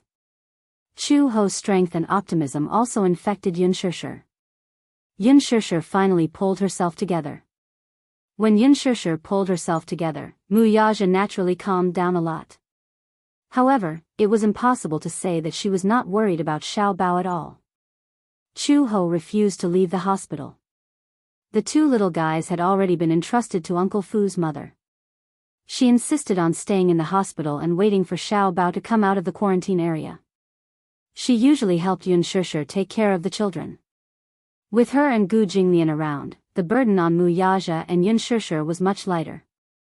One time when they were free, Yun Shishir couldn't help but ask curiously, "Chu Ho, aren't you worried about Xiao Bao?" "Not worried? How could he not be worried? I will only be more worried than you. But you seem to be much calmer than me." When Chu Ho heard this, he smiled and said, "What else can I do? Am I supposed to panic and not choose a path? Xiao Bao is in the quarantine zone. He must miss me a lot. The only thing I can do every day is to call him and hear him tell me that he's safe. It was because I wanted to cheer him up that I had to be spirited. You know, emotions can be contagious. Only when I show confidence can I make him believe that his illness is just a minor illness and maintain a positive attitude." When Yun Shishir heard this, she nodded and said, "I also want to encourage Xiao Yichen. However, it seems like I'm the one who needs more encouragement. A mother is strong. A mother is the child's biggest reliance. However, Shishir, you are already very strong. Don't worry, everything will be fine." Chu Ho patted her shoulder gently. Yun Shishir was already stronger than she had imagined. If her children were quarantined, she would not be able to be so calm. In fact, in the quarantine area, Xiao Yichen's condition was not very good. He was originally the strongest one, but in the quarantine area, he was critically ill. Because of his high fever, he contracted viral pneumonia. Viral pneumonia could be understood as the late stage of influenza. Chapter 45-23. Xiao Yichen also knew that his condition was getting worse. Every time he saw the medical staff enter the ward fully equipped to take care of him, give him injections and infusions, and put on more and more masks, he gradually understood that his condition was not as optimistic as he had imagined. However, he did not want Yun Shishir to worry. Even though he had a high fever and was dizzy, he still managed to stay awake and talk to her for more than 10 minutes.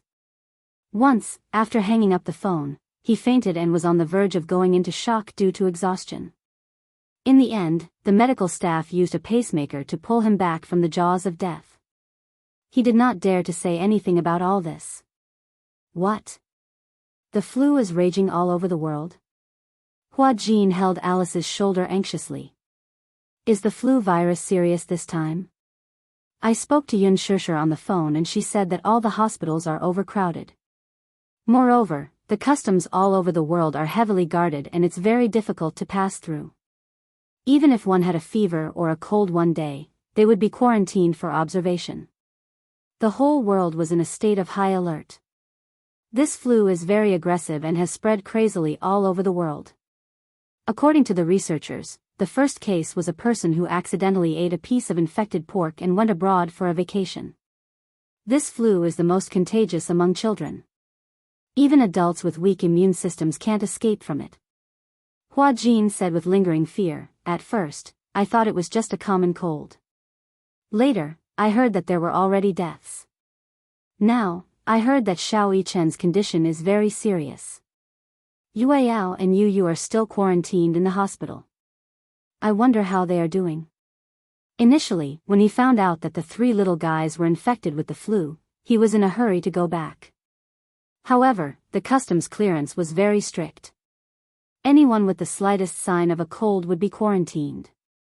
Even those who seemed to be perfectly healthy had to go through health procedures.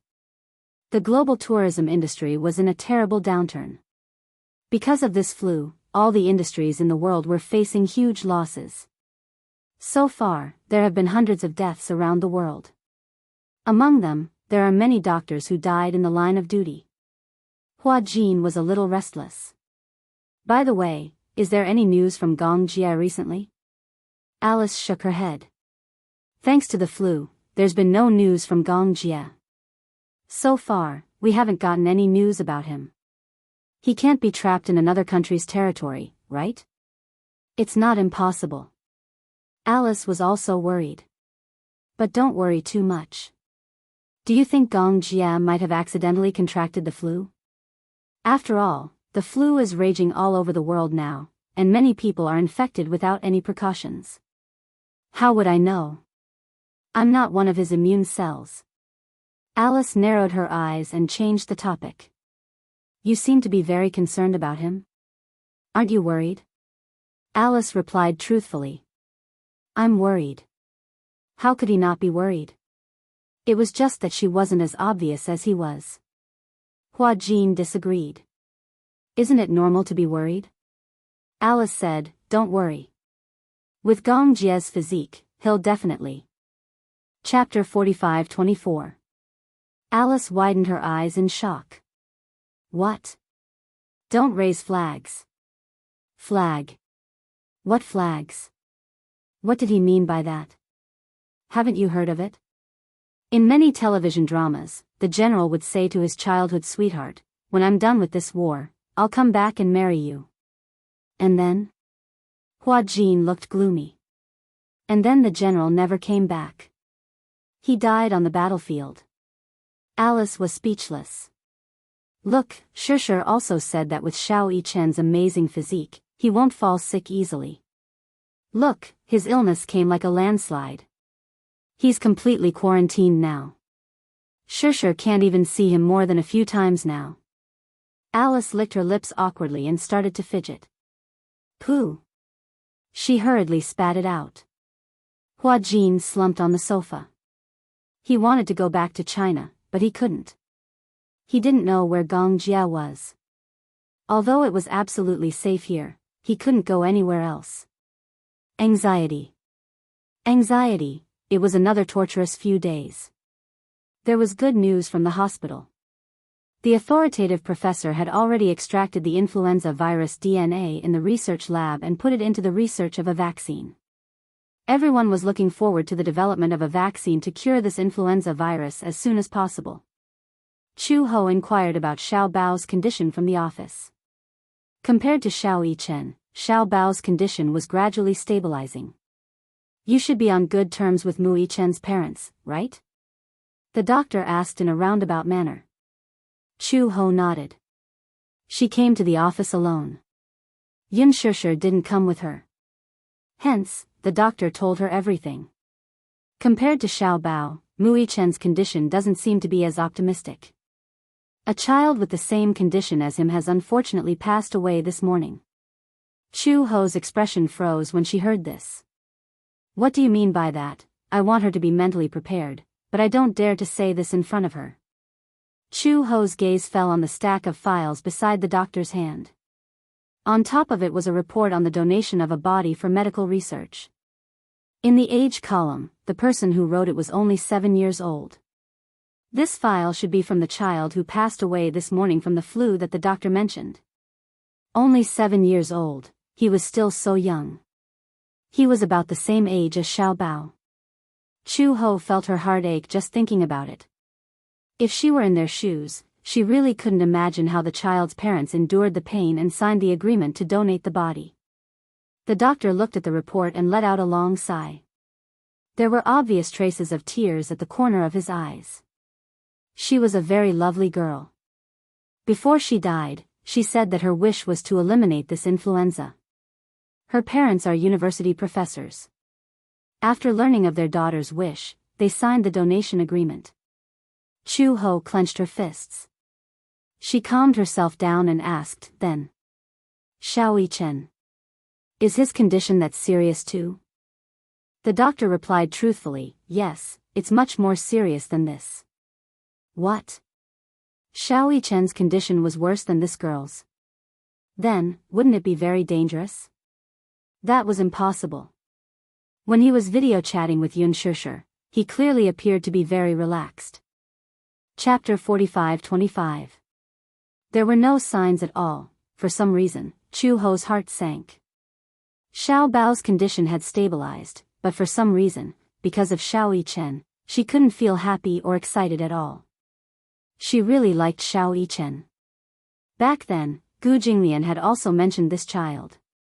In order to protect Lisa and Yu, Xiao Yichen had sacrificed an unimaginable amount of effort. Why was the illness so unfair to this sensible and obedient child?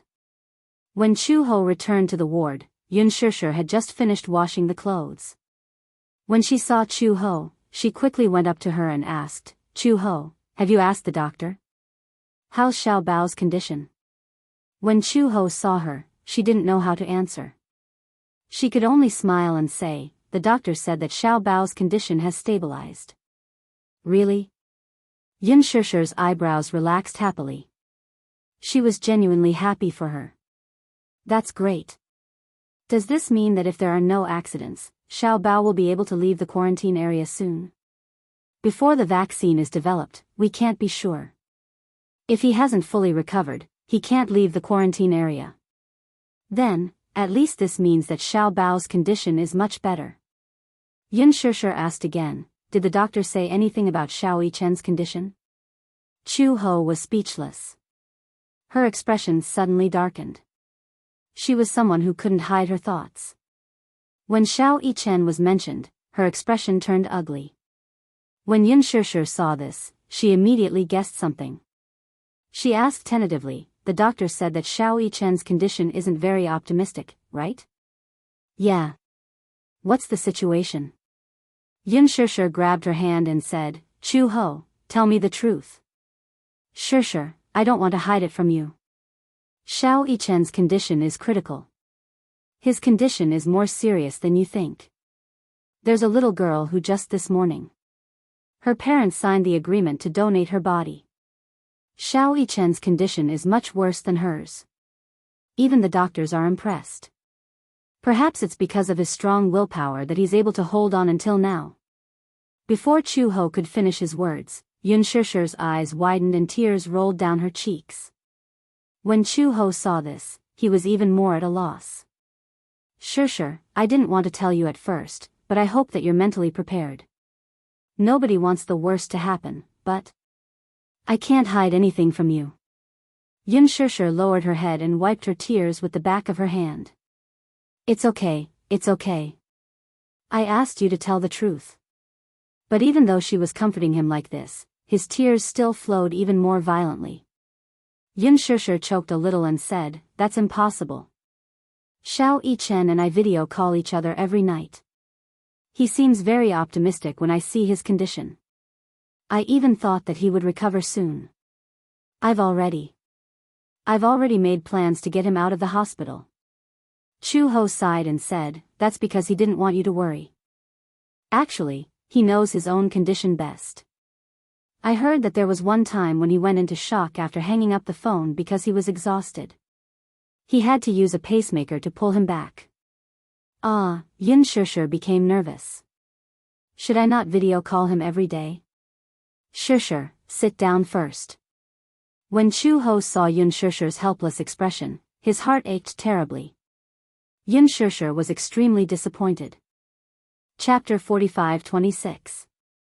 In front of Chu Ho, Yun Shishir wanted to remain calm. However, when she thought about how Xiao Yichen had forced himself to smile during the video call, the more sensible he was, the more her heart ached. When she thought about the possibility of losing him, the memories of the past resurfaced. Or perhaps, when she was about to lose him, she regretted not doing enough and had many regrets. She broke down and covered her face as she let out a suppressed cry.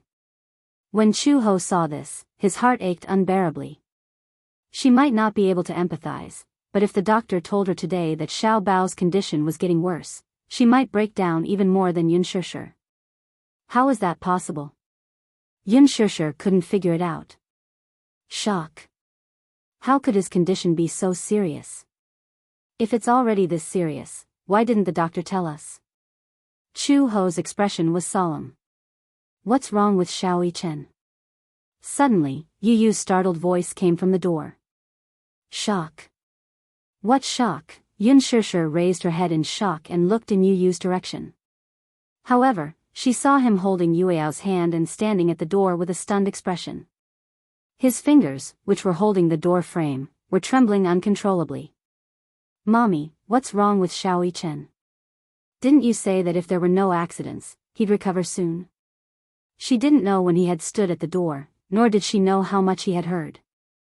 Yun Shishir was a little flustered. Yu. Don't be nervous, I heard everything just now. Yu said directly, I heard you guys say that Xiao Yichen's condition is very dangerous. What's going on? Yun Shishir bit her lip and didn't say anything. Mommy, tell me. Yu walked over quickly. Yueyao was also frightened. Tears fell from her eyes. Children did not know how to hold back. Wah! She cried. Chu Ho was completely flustered. He hurriedly walked over and picked up Yueyao. Yueyao, don't cry, I don't want you. I want Big Brother. As Yueyao spoke, she couldn't stop crying. She clenched her fists and kicked her legs. I miss Big Brother. I want to see Big Brother. I haven't seen him for a long time. Woo. I want Big Brother.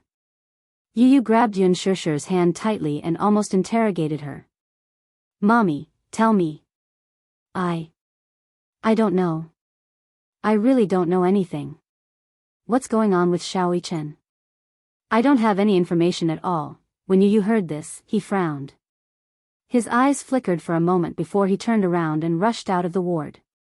Yun Shishir chased after him, only to see him rushing towards the doctor's office. Doctor. He rushed to the door of the doctor's office.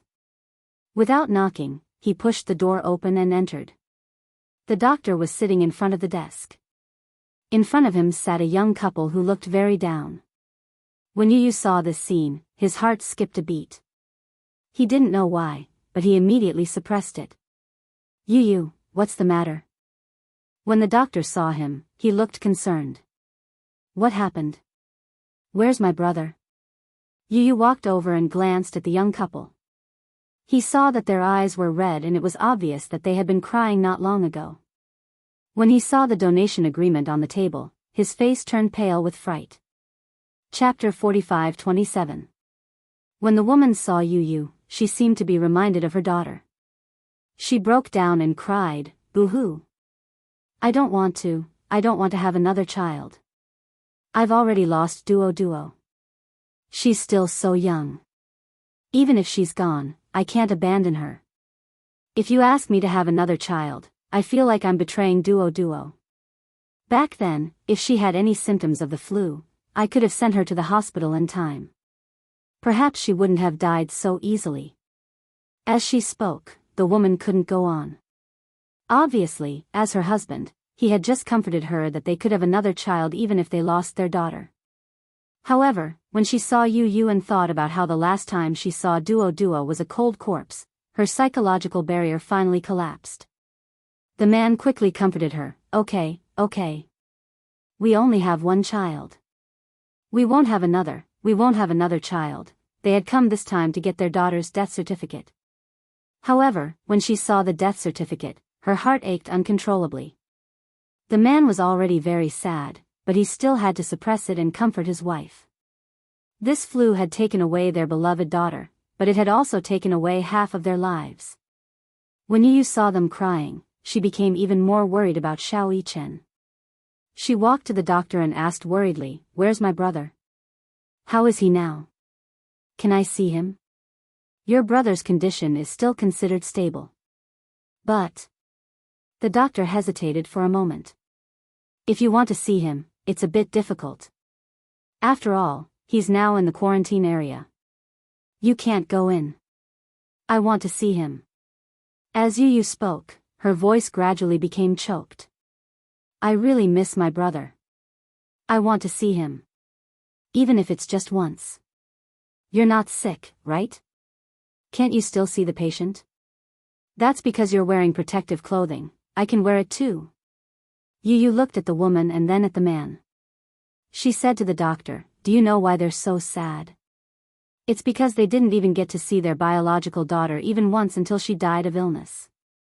The next time they saw her, it was only a cold corpse. This is their lifelong regret." "Doctor, I miss my brother. I want to see him. Please." With that, Yu stood firmly where she was, biting her lip and glaring at him with tears in her eyes. The doctor hesitated for a moment. "I have to ask my superiors." "You don't have to ask for instructions from your superiors." An extremely domineering voice suddenly came from the door. Yu and the doctor turned around simultaneously and saw Wuxia and Xianxia standing at the door. "Daddy," Wuxia looked at him, smiled, and looked at the doctor. "Take us to him." "Chairman Mu, no matter what the consequences are, I can bear it. I can also be responsible for my actions." Wuxia paused for a moment and said, "I remember that the protective suits of your hospital were donated by the Jianghu Financial Group. These protective suits are made of imported nanomaterials, so you don't have to worry. Don't let us, the family members, bear the burden of regret because of your courtyard's superficial words." Sigh. The doctor finally sighed. "All right. However, I still have to ask for instructions. My authority is limited. My words don't count. Then please take me to see the director." "Okay." Wuxia followed the doctor. Chapter 45-28. The woman who had lost her daughter was crying so hard that she was about to faint. Her tears seemed to have dried up overnight. She could no longer cry, but she was still crying so hard that her whole body was twitching. Streaks of red tears could be seen on her face. "How did this happen?" The woman said sadly, "I thought that everything would get better." Sob, sob, sob, sob. Xianxia wanted to comfort her, but she felt that she was in no position to do so. If she were in this woman's shoes, she would have fainted from crying. When a person was really sad, what they needed was not someone to comfort them, but a shoulder to lean on or to cry with them so that they could vent all the sadness in their heart through their tears. This was good too. After a while, Wuxia finally returned. Xianxia stood up excitedly when she saw him. "What did he say?" "The hospital director has agreed. We can go in and visit Xiao Yichen now. But Yueyao can't go in." "Okay. Even if Yueyao can go in, I won't agree. She didn't even want Yu to go in with them. However, Yu must be worried sick about Xiao Yichen. If she didn't let him in, he would definitely be angry." After receiving instructions, the three of them couldn't wait to go to the quarantine area. They changed into sterile protective clothing and followed the doctor into the quarantine area. In fact, the quarantine area wasn't as scary as they had imagined. However, because the influenza virus was airborne, everyone who entered and left the quarantine area had to wear thick protective clothing. Even so, there were rumors that some doctors and nurses had died at their posts because they were too tired and didn't take proper protective measures. The first room in front is Mu Yichen's bed. When Yu heard this, he immediately let go of Xianxia's hand and ran into the room. When he opened the door, he saw that the heater was turned on. Moreover, he was wearing a mask, so his vision was foggy. Yu didn't have time to wipe the fog off the soft glass and ran to the bed. Xiao Yichen was lying on the bed with his eyes closed. It was hard to tell if he was awake or asleep. He walked over, and the sound of footsteps startled him. Xiao Yichen finally opened his eyes. When he saw Yu, he was shocked. Yu. It's me, brother. He called out. Xiao Yichen felt like he was in a fantasy. Firstly, this was the quarantine zone. How could Yu come in so easily? Secondly, how could this brat obediently call him big brother? Xiao Yichen mumbled to himself in a daze, am I dreaming? Idiot, it's not a dream. It's not just me. Before he could finish speaking, Xiao Yichen saw Mu Yaja and Yun Shishir enter the room. He was even more dumbfounded. Just as he was about to speak, he started coughing violently. Cough, cough, cough, he couldn't stop coughing. When Yu saw this, his heart ached and he was angry. Don't talk anymore. Didn't the doctor tell you to lie down properly? I'm not dreaming, am I? Xiao Yichen was suspicious again. He stammered, how could a brat like you be so obedient and call me big brother? Yu didn't know why, but Xiao Yichen's words sounded like he was teasing him. However, he didn't know why his eyes started to sting. Chapter 45-29. Was he that bad in the past? Yu's tears flowed uncontrollably. Choking, he said, bro. If you can't hear enough, I can keep calling you. When Xiao Yichen saw that Yu was crying, he was at a loss. He felt helpless and tried hard to wipe his tears. However, Yu was wearing a sterile gown and his eyes were like soft glass. There was nothing he could do. He could only say sadly, don't cry. I was just joking. After a pause, he looked in the direction of Mu Yaja and Yun Shishir. What's wrong with you guys? Why are you in the quarantine zone? You're making such a big fuss. I'll think that you're here to say goodbye to me. Don't say such depressing things. Yu pouted and pinched his cheeks gently. Because Xiao Yichen was sick, he could not bear to use too much strength. Who's here to say goodbye to you? We just miss you. Yu's words shocked Xiao Yichen. Oh my god. Was this the arrogant Yu who always said one thing and meant another? She actually told him that she missed him without any hesitation. This was too much. Xiao Yichen pretended to be relaxed. There's no need for that. I'm actually doing quite well. The doctor said that my condition is slowly stabilizing. You're lying. Yu pouted. The doctor said that a little girl whose condition was not as serious as yours had already passed away. Ah, Xiao Yichen let out a short, sound. He looked at Yu in shock and disbelief. Are you talking about Duo? Yeah. I don't know if it was this morning or yesterday. Her parents just signed the donation agreement. No wonder I haven't seen her for a few days. Xiao Yichen felt a wave of regret. When he heard that Duo's parents had signed the donation agreement, he could not help but ask, did she really listen to me and donate the body for research? What did you say? I said. Xiao Yichen licked his lips and said straightforwardly, if I really can't be cured because of this flu, I'll donate my body so that the doctors can develop a vaccine as soon as possible. This flu is too annoying. If I die because of it, it won't have a good time either. Xiao Yichen's original intention was to lighten the mood. However, his brain was clumsy and his mouth was thick. The words that came out of his mouth were not very pleasing. Yu pinched his lips and said, don't talk about death all the time. When did I say that all day long? Xiao Yichen pushed Yu's hand away and explained, this isn't bad luck. Everyone who enters this quarantine zone is seriously ill. I also want to get better quickly, but my body isn't working well. There's nothing I can do. When Yu heard this, he suddenly hugged him sadly. I don't care. You have to get better quickly. This is an order. Xiao Yichen looked at Yu and sighed helplessly. He gently patted his head and said, okay, I'll do as you say, Master Yu. Mu Yaja and Yun Shishir looked at the two little guys who were deeply affectionate and were extremely touched. Yun Shishir walked to the bedside and asked worriedly, why did you lose so much weight? I heard from the doctor that you have a bad appetite. It's not that I have a bad appetite. Chapter 45-30. Yun Shishir's heart ached for him. No wonder he had lost so much weight. It wasn't like he had lost weight in a day or two. Had he been like this for so many days? Had he vomited after eating? Xiao Yichen looked at Yun Shishir and asked worriedly, "Mommy, did the doctor say that my condition is very serious?"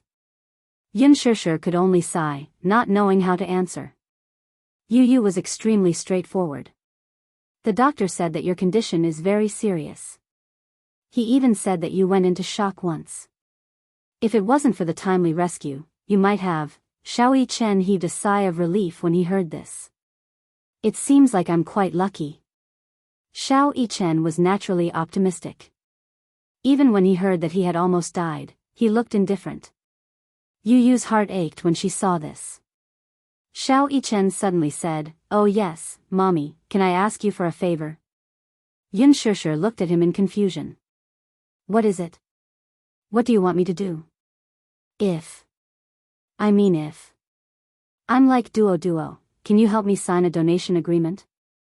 Yun Shishir's body trembled uncontrollably when she heard this. Tears rolled down her cheeks at once. Xiao Yichen suddenly felt a little guilty. "I didn't mean to make Mommy sad. It's just that the doctor said that my condition isn't optimistic, so I was thinking that if there's really no other way, can I be like Duo and donate my body to the hospital?"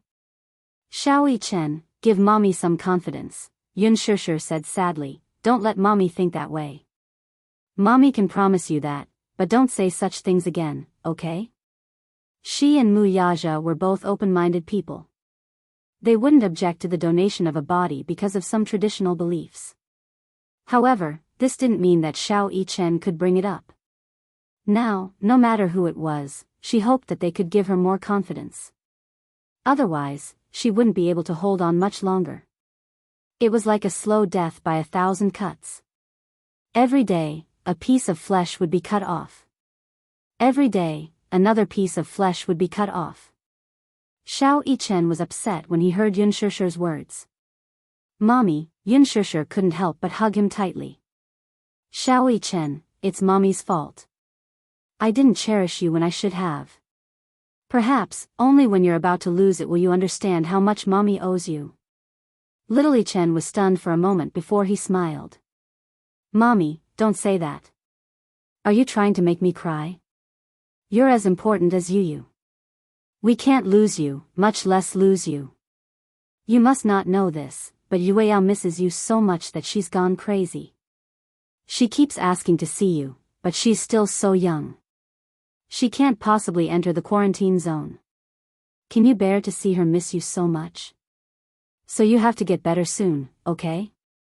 Xiao Yichen could hold back his tears at first, but when he heard about Yueyao, his tears suddenly went out of control.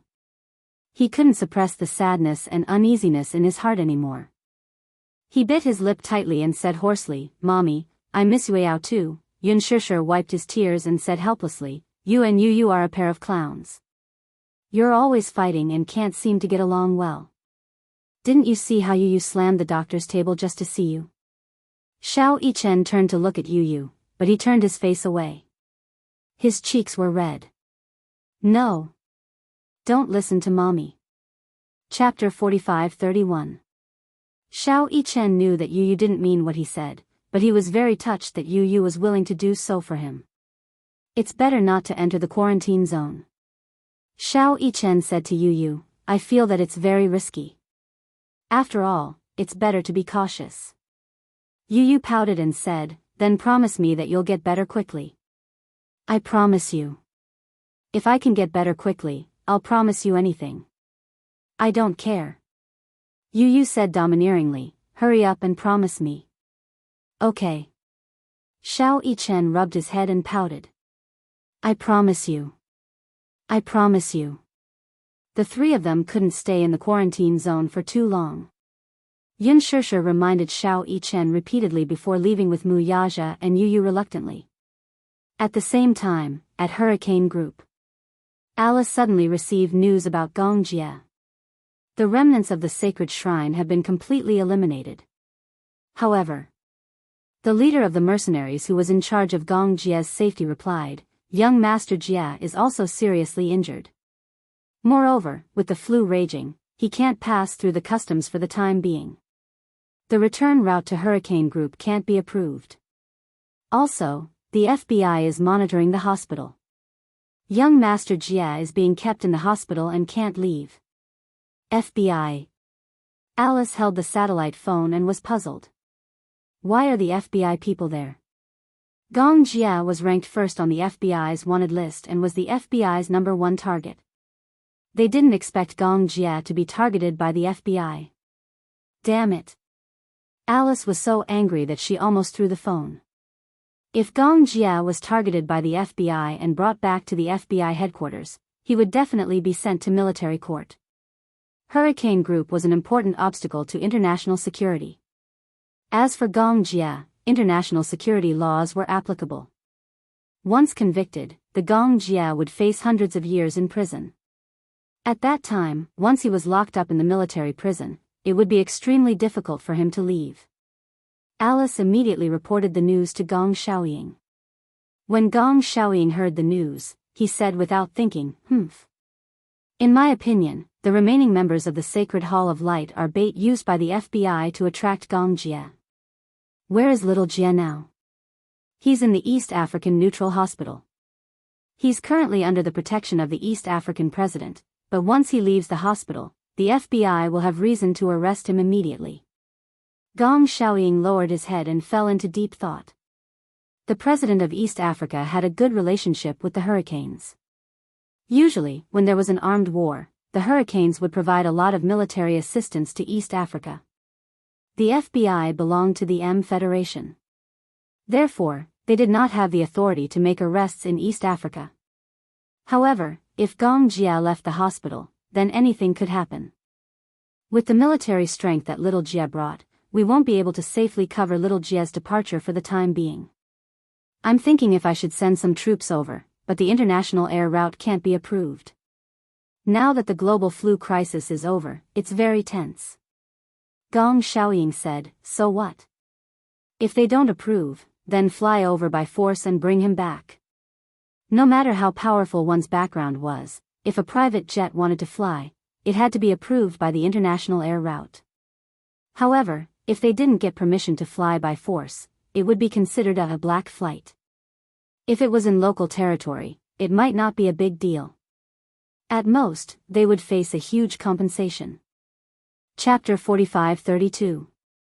If they were forced to fly, they might face a small skirmish. It's too dangerous. Alice still had some lingering fears. If we were to be shot down as a terrorist attack, the losses would outweigh the gains. Then can you think of another way to bring Xiao Jia back? Gong Xiaoying asked her. Alice was silent. I didn't expect you to do it like this. No matter what price I have to pay, I want you to bring him back unharmed. Yes. I understand. Alice had just walked out of Gong Xiaoying's room when she saw Hua Jin standing at the door anxiously. When he saw her, he immediately rushed over. I heard that there's news about Gong Jia. Alice was a little surprised. How did you know? Hua Jin was a little helpless. I just eavesdropped on you. I saw you rushing into the study, so I was worried that something had happened to Gong Jia. Alice turned around and looked at him warily. She immediately pulled him aside and warned him sternly, "You shouldn't have eavesdropped on my conversation with Master. If he finds out, he'll be angry. Moreover, you're not a member of Hurricane. You shouldn't have eavesdropped on my conversation with him. But you didn't tell me anything. I didn't have time. It was an emergency." Hua Jin lowered his head. Sorry, after a pause, he said, I just heard you say that there's news about Gong Jia. Yeah. But, he's injured. Injured? Hua Jin was even more nervous now. He grabbed her shoulders tightly. Is it serious? Is it life-threatening? It's not a big deal if he's injured, but he's being targeted by the FBI. FBI. When Hua Jin heard this, he was a little confused. What's wrong with the FBI? From what he knew, or perhaps it was because he had been taught in movies, the FBI was the righteous party. Alice narrowed her eyes and looked at him, guessing what he was thinking. Do you think that the FBI is no big deal? That they're the righteous party and won't do anything to Gong Jie? Yeah. What else? You seem to have forgotten. Alice reminded him faintly, Hurricane is not the righteous party. Shao Jie is the crown prince of Hurricane and is also a thorn in the side of the Federal Security Organization. If the FBI catches Shao Jie, he'll definitely be sent to the military court. Military court, Hua Jin grew even more nervous. What will happen then? He'll be sentenced. You can ransom him. Do you think the international court? Hua Jin was even more confused now. Then, if I'm sentenced, how long will it be? A few hundred years. You can understand it as a life sentence. In international law, sentences are accumulated according to the level of the crime. Many war criminals were sentenced to hundreds of years in prison, which was equivalent to life imprisonment. Usually, in a domestic murder case, no matter how many victims there were, it would be considered as intentional homicide. But in the Anglo-American legal system and the international court, every person killed would be convicted of murder. In the end, the criminal punishment for each crime would be added together, resulting in a sentence of hundreds of years. Hua Jin widened his eyes in shock. Hundreds of years. Anyway, the most important thing now is to bring Shao Jie back as soon as possible. That's scary. Hua Jin reacted. How could he forget that Gong Jie was the #1 target on the wanted list? Chapter 45-33. Then what should we do? Hua Jin said, we have to save him as soon as possible. I'll go and approve the flight route first. Alice said, you don't have to worry about anything. Just stay on the island. I want to go too. Alice glared at him. What are you going to do? I can help a little, right? Alice was speechless. You go, as long as you don't drag me down. Okay. I promise that I won't be a burden. Hua Jin thought that she had agreed and made a solemn vow. Alice glared at him, but she didn't have any temper. Anyway, you just stay on the island. Alice left without looking back. Hua Jin looked at the direction she left unwillingly and clenched his fists. Alice, the flight route still can't be approved. East Africa was not a peaceful place now. In addition to the war, there was an outbreak of influenza, and the fierce plague brought about by the war. The epidemic spread, and the international air routes had been blocked, all the routes to and from East Africa. At present, the war was in a stalemate. In addition, the troops of various countries could not enter East Africa. If it's not allowed, then we'll fly by force. Alice gave the order, and the logistics department immediately went to prepare the materials needed for the flight. Alice asked Vermilion Bird to dispatch 3 troops of mercenaries. The number of mercenaries was not important, but the quality. This time, in order to bring Gong Jie back safely, Vermilion Bird dispatched almost all the elites to Alice. They set off at a quiet dawn. Alice calculated the time. If there were no accidents, they would land in East Africa at night. The flight route avoided other countries as much as possible. At present, East Africa had fallen, and it would not pose any threat to the flight and landing. As long as they did not pass through other countries, it should be fine. This kind of thing could not be foolproof, but Alice avoided all the accidents as much as possible. At dawn, the mercenaries boarded the plane in an orderly manner.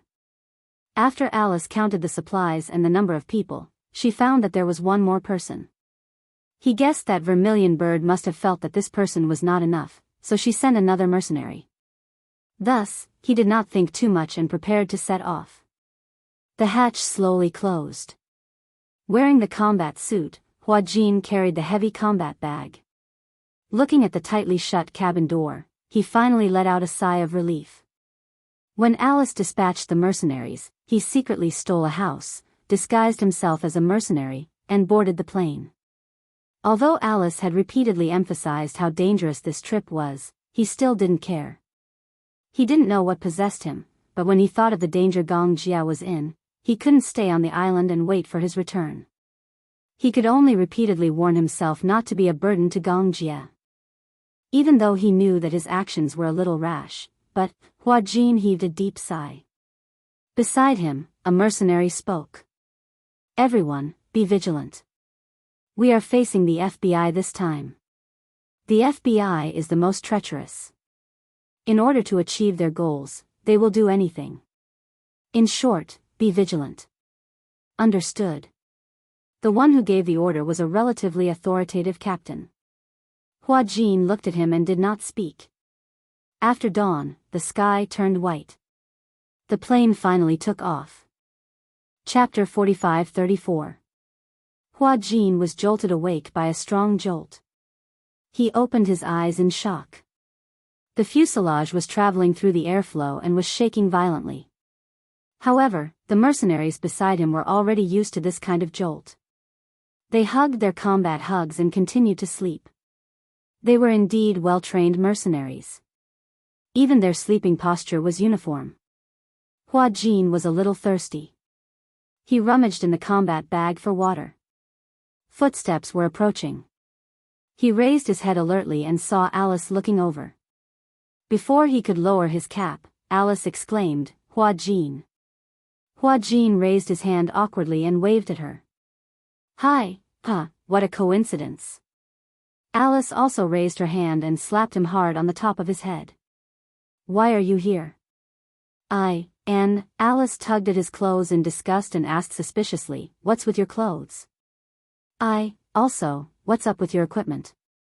Alice snatched his heavy combat bag and opened it. There were all kinds of dry food, snacks, and drinks. His eyelids suddenly twitched violently. I was afraid that there would be no food and water along the way, so I prepared some in advance. Last time in East Africa, he and Gong Jia almost starved to death. That was because he learned his lesson and prepared dry food in advance, just in case. Alice slapped him on the head again. "Ouch. That hurts. Do you want to die?" Alice put on a fierce expression and said fiercely, "You can't even protect yourself. Why are you following us? Why are you joining us?"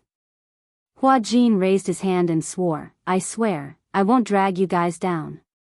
You have such a big bag full of food. Are you running away? Also, the scariest thing in East Africa is not the FBI, but the plague. Do you know about the plague? If you get infected with the plague, your life will be over." Hua Jin pursed his lips. "Anyway, no matter how much you scold me, I'm still going." No one could stop his will. Alice was startled. She looked at Hua Jin, who seemed to be secretly angry, and sighed helplessly. "Okay, I got it. It's useless to say anything now. You've already boarded the plane. Can I still throw you out of the plane?" Hua Jin's face immediately changed from gloomy to affectionate, revealing a puppy-like smile. "You're still laughing." Hua Jin immediately stopped laughing. Alice turned around and glanced at a man who was staring at her in a daze. She ordered, "Jack." "Yes. You are in charge of this guy's safety." Jack looked at Hua Jin with disdain. Hua Jin saw the look of disdain in his eyes and pretended not to see it, but he was not convinced in his heart. Was he that weak? Did he have to look at him with such disdain? "I don't need anyone to protect me. I can protect myself." Hua Jin patted his combat bag and said, "I brought my own gun." When in danger, he would never give in. If he was not convinced, he would fight. Alice slapped him again. "Since you're on the plane, you have to obey all orders. Otherwise, if you piss me off, I will really throw you out of the plane." She looked at Hua Jin with a threatening gaze. Chapter 45-35. There wasn't a single light in the hospital ward. The curtains were all drawn, blocking out the bright sunlight outside the window. Gong Jia stood by the window and gently lifted a corner of the curtains. With a strong ray of light, he immediately caught a glimpse of a few blond men in casual clothes walking back and forth below the hospital. No matter how the FBI disguised themselves, their appearance was too obvious among the tan doctors and nurses. This group of people had been loitering around the hospital floor for so long. It was said that the FBI had gathered elites with high IQ, but in his opinion, their IQ was lacking. However, a fool couldn't win against a large number of people. This time, the FBI had sent over 30 fully armed people. They were determined to arrest him and bring him back to the military court. He put down the curtains and turned around. In the room, a few mercenaries were sitting on the sofa, playing with the guns in their hands. "Young Master Jia, your injury hasn't healed yet. Go back to bed and lie down." Gong Jia returned to the bed and sat down. "When will Alice arrive?" "If there are no accidents, she should arrive in East Africa tomorrow." "How many people did she bring?" 3 troops. "That's enough." Gong Jia crossed his arms and leaned against the headboard. He said coldly, "When we get back, we'll settle the score with the FBI. The FBI is really shrewd.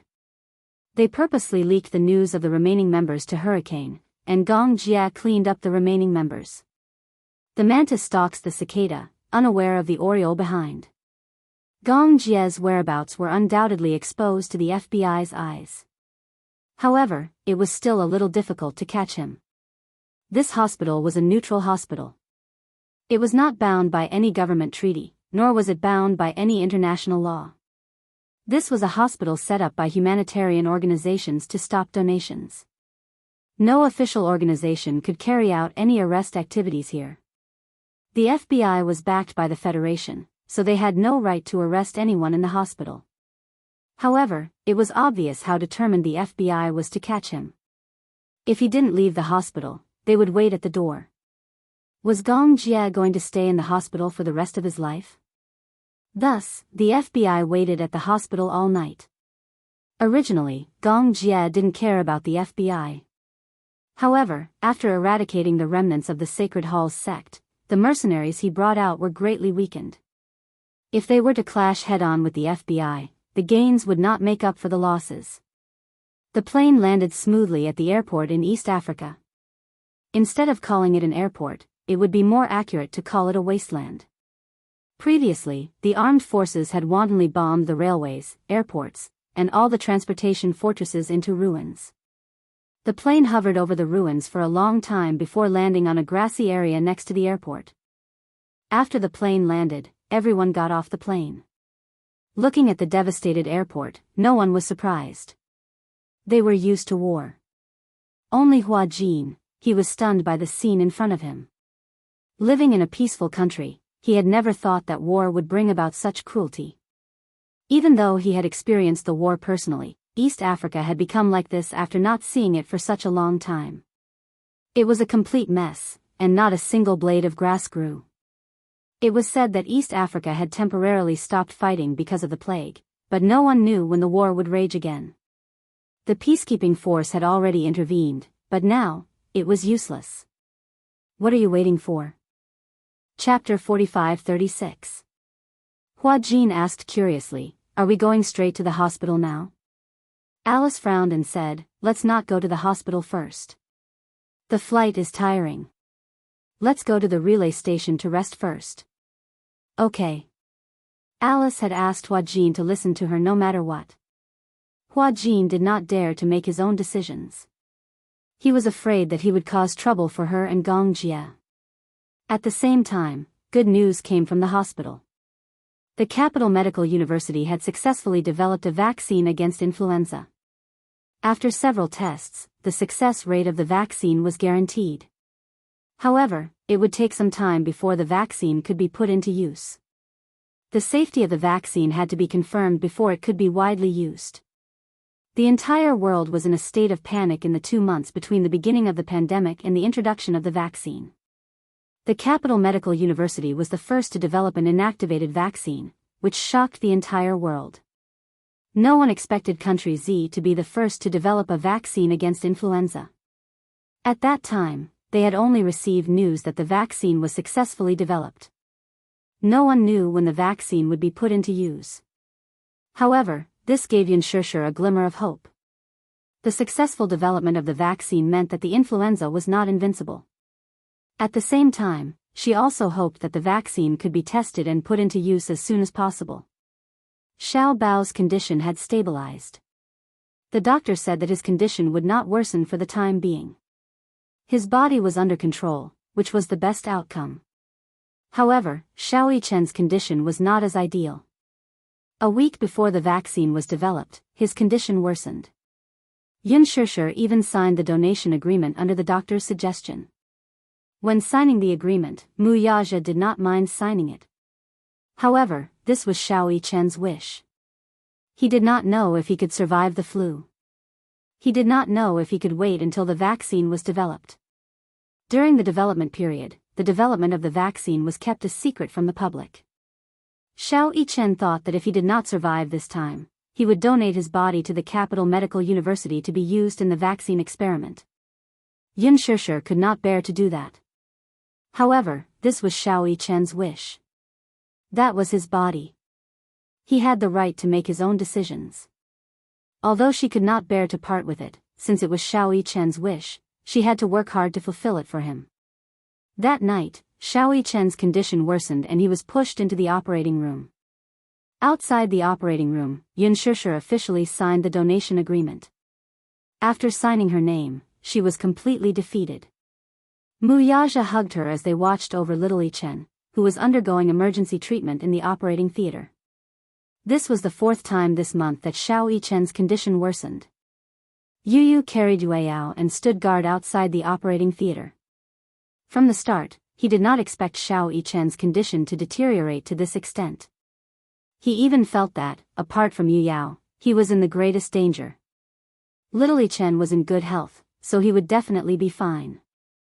However, he did not expect that Xiao Yichen, who was in the best condition in everyone's eyes, would fall the fastest and his condition worsened the most. Due to the worsening of his condition, he had not seen Xiao Yichen for a few days. On the contrary, he did not want to see Xiao Yichen now. This was because he knew that if he were to see Xiao Yichen now, there would only be one situation. Chapter 45-37. Yun Shishir couldn't figure it out. Finally, the vaccine was successfully developed, but why couldn't Xiao Yichen hold on? Yu Yu paced back and forth outside the operating theater, holding back his tears. He didn't dare to cry, and he didn't want to cry. He was afraid that if he cried and shed tears, little Yichen would really leave him. Why should he cry when it wasn't confirmed yet? Yu Yu forced himself to calm down. He turned to look at Yun Shishir, who was covering her face and waiting anxiously. However, he couldn't comfort her. Even he himself was worried sick. How could he pretend to be calm and comfort mommy? Xiao Yichen, didn't you always say that we have telepathy? Yu Yu stared at the door of the operating theater and thought to himself, you always said that we don't have telepathy, so I definitely don't care about you. Can you hear my voice now? On the operating table. Xiao Yichen lay weakly on the operating theater. His body was covered with machines and an oxygen respirator. He could vaguely hear a voice calling out to him. Xiao Yichen, can you hear my voice? Xiao Yichen opened his eyes wide. Even though the operating lights were glaring, he still opened his eyes wide. It was Yu Yu's voice. He heard Yu Yu's voice. Yu Yu, he struggled to get up, but the nurse pressed him down. Don't be agitated, doctor, why did the patient suddenly get up? He opened his eyes. He seems to have regained consciousness. The doctors and nurses gathered around. They were a little uneasy when they saw Xiao Yichen's eyes wide open. Could it be the final radiance of the setting sun? Check the patient's heart rate and blood pressure immediately. Doctor, it's not good. His blood pressure is dropping rapidly. His heart rate is also declining. Resuscitate him immediately. Mu Yichen, listen carefully. There was a flash of white light. Xiao Yichen opened his eyes again. However, he was in a daze when he saw an empty darkness. In the darkness, he could vaguely see a thin figure standing there. He was a little confused and couldn't help but walk closer. As for the shadow in the camera, it swayed slightly and actually walked towards him. Xiao Yichen was a little alarmed. He took half a step back until Yu Yu's figure became clearer. Yu Yu? Xiao Yichen's Zhao's eyes. In his chaotic dream, he even forgot that he was still lying on the operating theater. Since last night, after his condition had worsened, he had been having many dreams. In a trance, he felt that he was in reality for a moment, and in an illusion for a moment. He was gradually unable to distinguish between reality and illusion. When the boy saw him, he ran over excitedly and hugged his shoulders. "You're not allowed to leave us. Do you understand?" Xiao Yichen was confused when he heard this. "What did I do?" "The doctor said that your condition has worsened. You might not make it." Yu could no longer pretend to be calm. Her eyes turned red. "Mu Chen, you're not allowed to give up. Do you understand? Who said that my condition has worsened?" Xiao Yichen was baffled. "Idiot, aren't I fine?" Yu stared at his face for a long time before she finally said, "Mu Chen, thank you." Chapter 45-38. Thank you for appearing in my life. But don't leave so easily. It wasn't easy for me to fall in love with a brother like you. Are you going to abandon me for no reason? Yu was a little agitated. "Mu Chen, can you work harder? I heard from Mommy that the Capital Medical University has already developed a vaccine for this influenza. You have to hang in there, don't give up now." When Xiao Yichen heard this, he finally understood what was going on. He looked around and realized that this world wasn't the real world. And Yu wasn't really standing in front of him. It was probably just an illusion. He was critically ill. Was it that serious? He had been in a coma for a long time. Even before he was critically ill, he had been in a coma for a long time and had been relying on the nutrient solution to sustain his life. Perhaps he had been too careless in the past. He had always thought that this influenza virus was probably just a relatively serious cold. When it worsened and became infected with pneumonia, Xiao Yichen, who was optimistic by nature, didn't take it seriously. He felt that he would definitely be able to survive this dangerous period. He believed that he was the chosen one and that God wouldn't make things too difficult for him. Otherwise, he would still be able to easily turn danger into safety after walking through danger so many times. This was just a test. However, the deterioration of his condition was contrary to his optimistic thinking. Gradually, he even needed to use a ventilator to prevent himself from suffocating in his sleep, from being monitored for 12 hours to 24 hours a day, and later, from being able to ingest liquid food to only being able to use nutrient solutions to maintain vital signs. He slowly accepted the fact that this aggressive influenza was definitely not as easy to deal with as he had imagined. As the pneumonia spread, it slowly spread to his other organs. So, wasn't he in the real world now? Yu said to him, "You're in the resuscitation room now. Everyone is waiting for you, so you have to pull yourself together. You can't give up just like that, okay?" Xiao Yichen was a little confused. "I'm in the resuscitation room, idiot, don't you feel anything?" Xiao Yichen did not know whether to laugh or cry. "I really don't feel anything." If not for Yu waking him up, his consciousness would still be in the chaotic space and he would not be aware of his current situation. Yu, don't worry. I'll definitely get better." "That's all talk, I don't believe it." "Unless..." Yu suddenly smiled with tears in her eyes and stretched out her pinky finger. "Unless you pinky swear with me." Pinky promise. When Xiao Yichen saw this, he smiled helplessly and stuck out his pinky. "I really don't know what to do with you. Let's pinky swear then."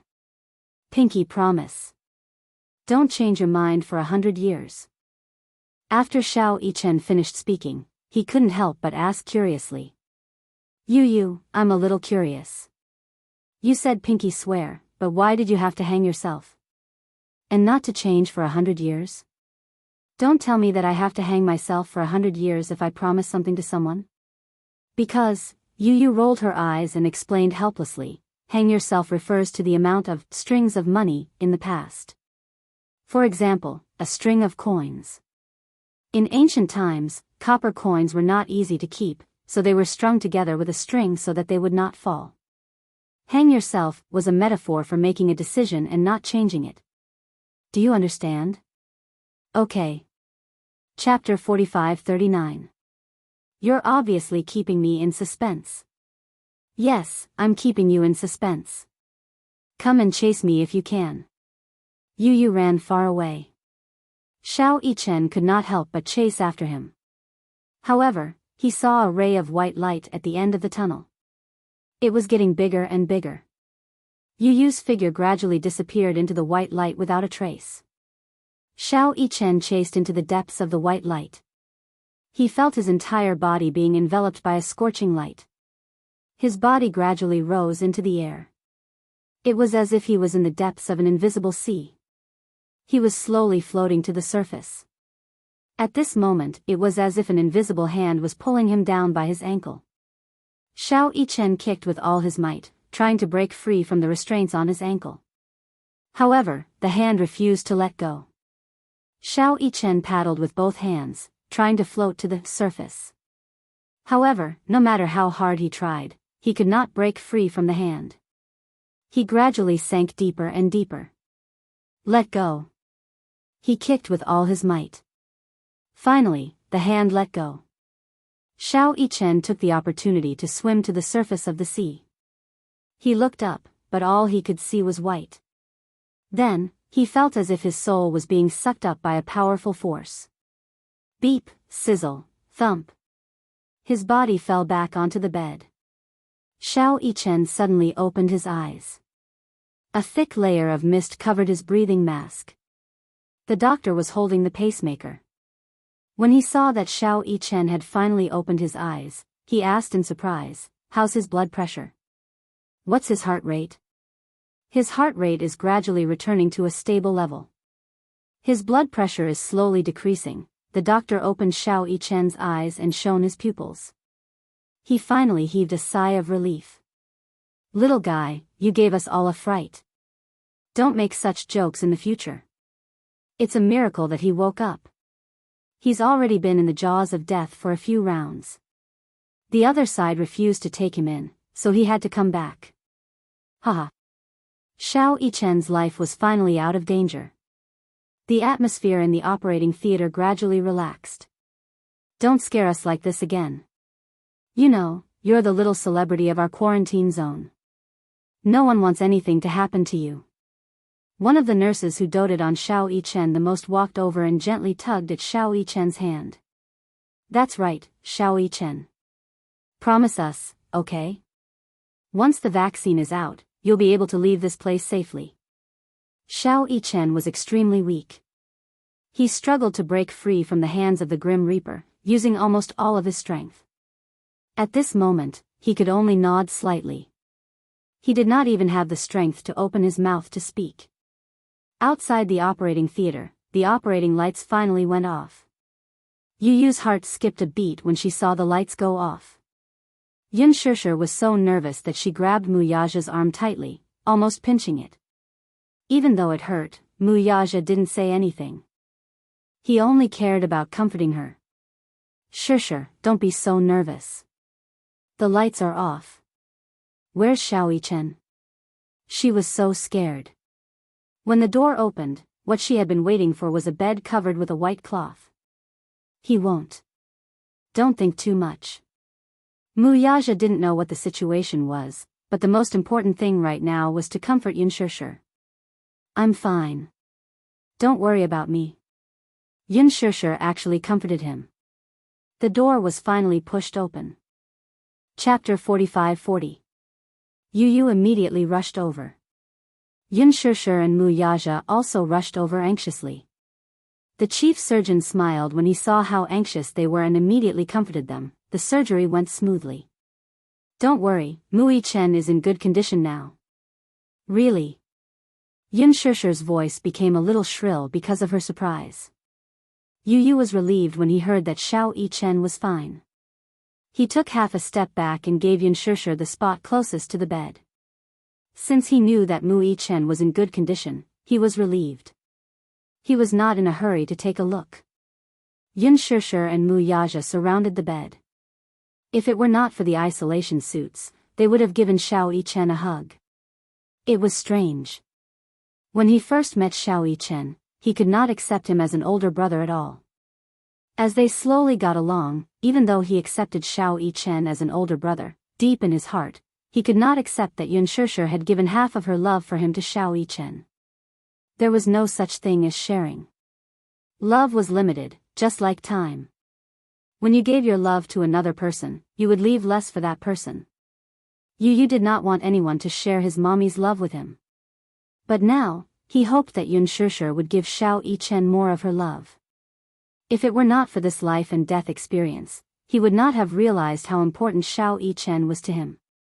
He did not even realize that he was so afraid of losing Xiao Yichen. In fact, he had opened his heart to Xiao Yichen long ago. It was just that he could not bring himself to say certain things because of his dignity. Perhaps Xiao Yichen also thought that he had not completely accepted him. This was because there were some things that others would not know if they were not said. There were some things that the loved one would never know if they were not said out loud. Moreover, he always said one thing and meant another. He clearly liked her, but said that he did not. He clearly loved her, but said that he did not love her. He clearly cared, but said that he did not care. He clearly hoped that Yunshursher would love Xiao Yichen more, but on the surface, he always pretended to be fighting with Xiao Yichen for her love. Xiao Yichen also misunderstood his words and actions. He thought that Yu cared more about Yunshursher's love than him as an older brother. Thus, he was very sensible and mature. He withdrew the portion that originally belonged to him. Little Yichen must be very lonely after all this time. He was still a child, so he should be more coquettish and unreasonable. However, he was so sensible and mature. He had a steadiness that was not expected of someone his age. Now, he had Yueyao. Mommy's love was going to be cut off again. But, Yu would work hard to fill the void that had existed for so long with his love. Unknowingly, his face was wet. Yu reached out to touch his cheeks, only to realize that he had been crying unknowingly. Perhaps it was because he was too emotional. He was too emotional because Xiao Yichen was safe and sound. He wanted to give Xiao Yichen a big hug. He wanted to hug him tightly and say to him, "Xiao Yichen, welcome back. Xiao Yichen, welcome back." Chapter 45-41. At the same time. East Africa. Alice rushed to the hospital with a large team. She arranged the police around the hospital and entered the hospital with Hua Jin in disguise. Then, they sneaked into Gong Jie's room. In comparison, Gong Jie's room was relatively safe. However, outside the room, there was heavy security. The FBI had already monitored the entire room. Gong Jie was slightly injured. Although he had passed the critical period, when he was first sent to the hospital, if the wound had not been infected, the FBI would not have had the chance to do so.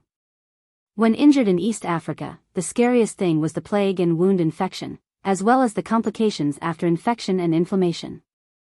Because of the war, there were corpses everywhere. It was also because of these corpses that bacteria and viruses spread wantonly.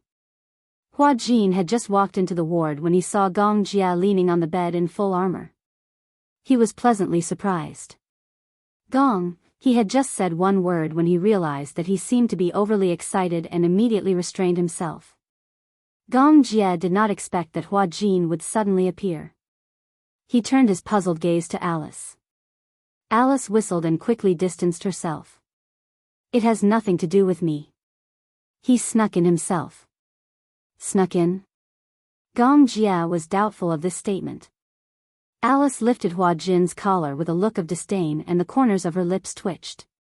"Please, do you know how he snuck into the army? He stole the mercenary uniform and combat bag, wrapped himself up tightly, and then openly snuck in. I'm convinced that I didn't even notice." Gong Jie's expression turned ugly when he heard this. "What are you doing here?" Hua Jin casually made up an excuse. "I'm just here to take a look." "You came to a war-torn area to take a look?" Gong Jie snorted coldly. "If your words are posted online, you'll be called a brainless idol." Hua Jin heaved a sigh of relief. "I'm not a public figure anymore. There's no need for such taboos." When he was a public figure, he had to be on tenterhooks with every word he said. Every nerve in his body had to be stretched taut. Even when facing the camera, every word and sentence had to be prepared by the public relations company. Every word was very meticulous. If it was an ordinary person, even if they made a few jokes in private, it would be harmless and no one would take it to heart. As for public figures, their flaws and strengths would be magnified infinitely. Even if it was an unintentional mistake, he would be consigned to eternal damnation. After leaving the entertainment industry for so long, he still hadn't gotten used to such a relaxed lifestyle. There were no paparazzi following them in the dark, and there were no busy drafts. Gradually, they could speak as they pleased. Alice glanced at Hua Jin from the corner of her eyes and said helplessly, "Hey, do you have to be so arrogant? Why don't you just say that you're worried?" Hua Jin was still stubborn. "Who's worried?" When Gong Jie heard this, his tense handsome face suddenly relaxed a little. "Oh. You're here because you're worried about me?" "No." Hua Jin denied flatly and glared at Alice. "If you talk nonsense again, you'll what?" Chapter 45-42. Gong Jie looked at Hua Jin with a teasing gaze. The latter whistled awkwardly. She made it up. Got it. Of course, Gong Jie could tell that he was lying to him. Hua Jin snorted in his heart. What? Wasn't this man fine? He didn't have a broken arm or a broken leg like he had imagined. He thought that Gong Jie was seriously injured and trapped in East Africa. But in the end? His leg was fine, and so was his arm. He didn't even know how to cry the tears he had prepared all the way here. If he had known earlier, he wouldn't have come. He would have taken such a big risk. But that was how he acted in a fit of pique. He heaved a sigh of relief when he saw that Gong Jie was fine and had only suffered some minor injuries. He did not know how serious his injuries were, but at least he was not in any serious condition for now. Nothing was more important than a person being fine. Outside the hospital, the FBI has deployed many people. According to my observation, the hospital is surrounded by more than 20 agents. As for how many are outside the hospital, I'm not sure. Alice and Gong Jie sat opposite each other. The huge ward was filled with mercenaries. Gong Jie furrowed his brows in frustration. They won't give up until they catch me. They've schemed so much just to bring you back to the Nuremberg military court. I think those judges are already rubbing their hands and getting ready. If they can put you on trial, they can immediately retire with glory. That's not the problem. Gong Jie looked out of the window thoughtfully. I'm only thinking about one problem now. Huh? Alice looked at him in confusion. What's the problem? Gong Jie looked at her meaningfully. Do you still remember what day tomorrow is? Tomorrow? After he mentioned it, Alice was a little confused for a moment. That's right. Was tomorrow an important day? Alice raised her watch and looked at the date on it. She calculated tomorrow's date, but she couldn't think of anything important. Is there anything important tomorrow? Alice was at a loss. Gong Jie snorted in disdain and crooked his finger at her. Come here. Alice inched toward him curiously, but the man unceremoniously pinched her nose and flicked her forehead. It's my birthday tomorrow, dummy. Alice covered her forehead in pain, but when she heard Gong Jie say that tomorrow was her birthday, her eyes flickered a little. She slapped her forehead again. Ah, how could I forget? It's your birthday tomorrow. Maybe you haven't gotten over the jet lag yet. I think you don't care about this at all. Don't worry. Where's the present? Gong Jie opened his palm to her like a child, asking for a gift. Alice braced herself and replied, I didn't prepare a gift. Gong Jie cast a sidelong glance at her, clearly expressing his dissatisfaction. Behind them, Hua Jin looked at them silently. He felt that there was an indescribable chemistry between the two of them. It was said that the two of them had known each other for a long time and had gone through fire and water together. This kind of chemistry couldn't be cultivated overnight. Moreover, Alice had sacrificed so much for him. Because Gong Jie was infected with the virus, in order to save him, Alice used her own body to experiment on the vaccine. If it weren't for her, Gong Jia wouldn't have been able to survive the infection of the virus. And because her body was affected by the experiment, she lost her fertility.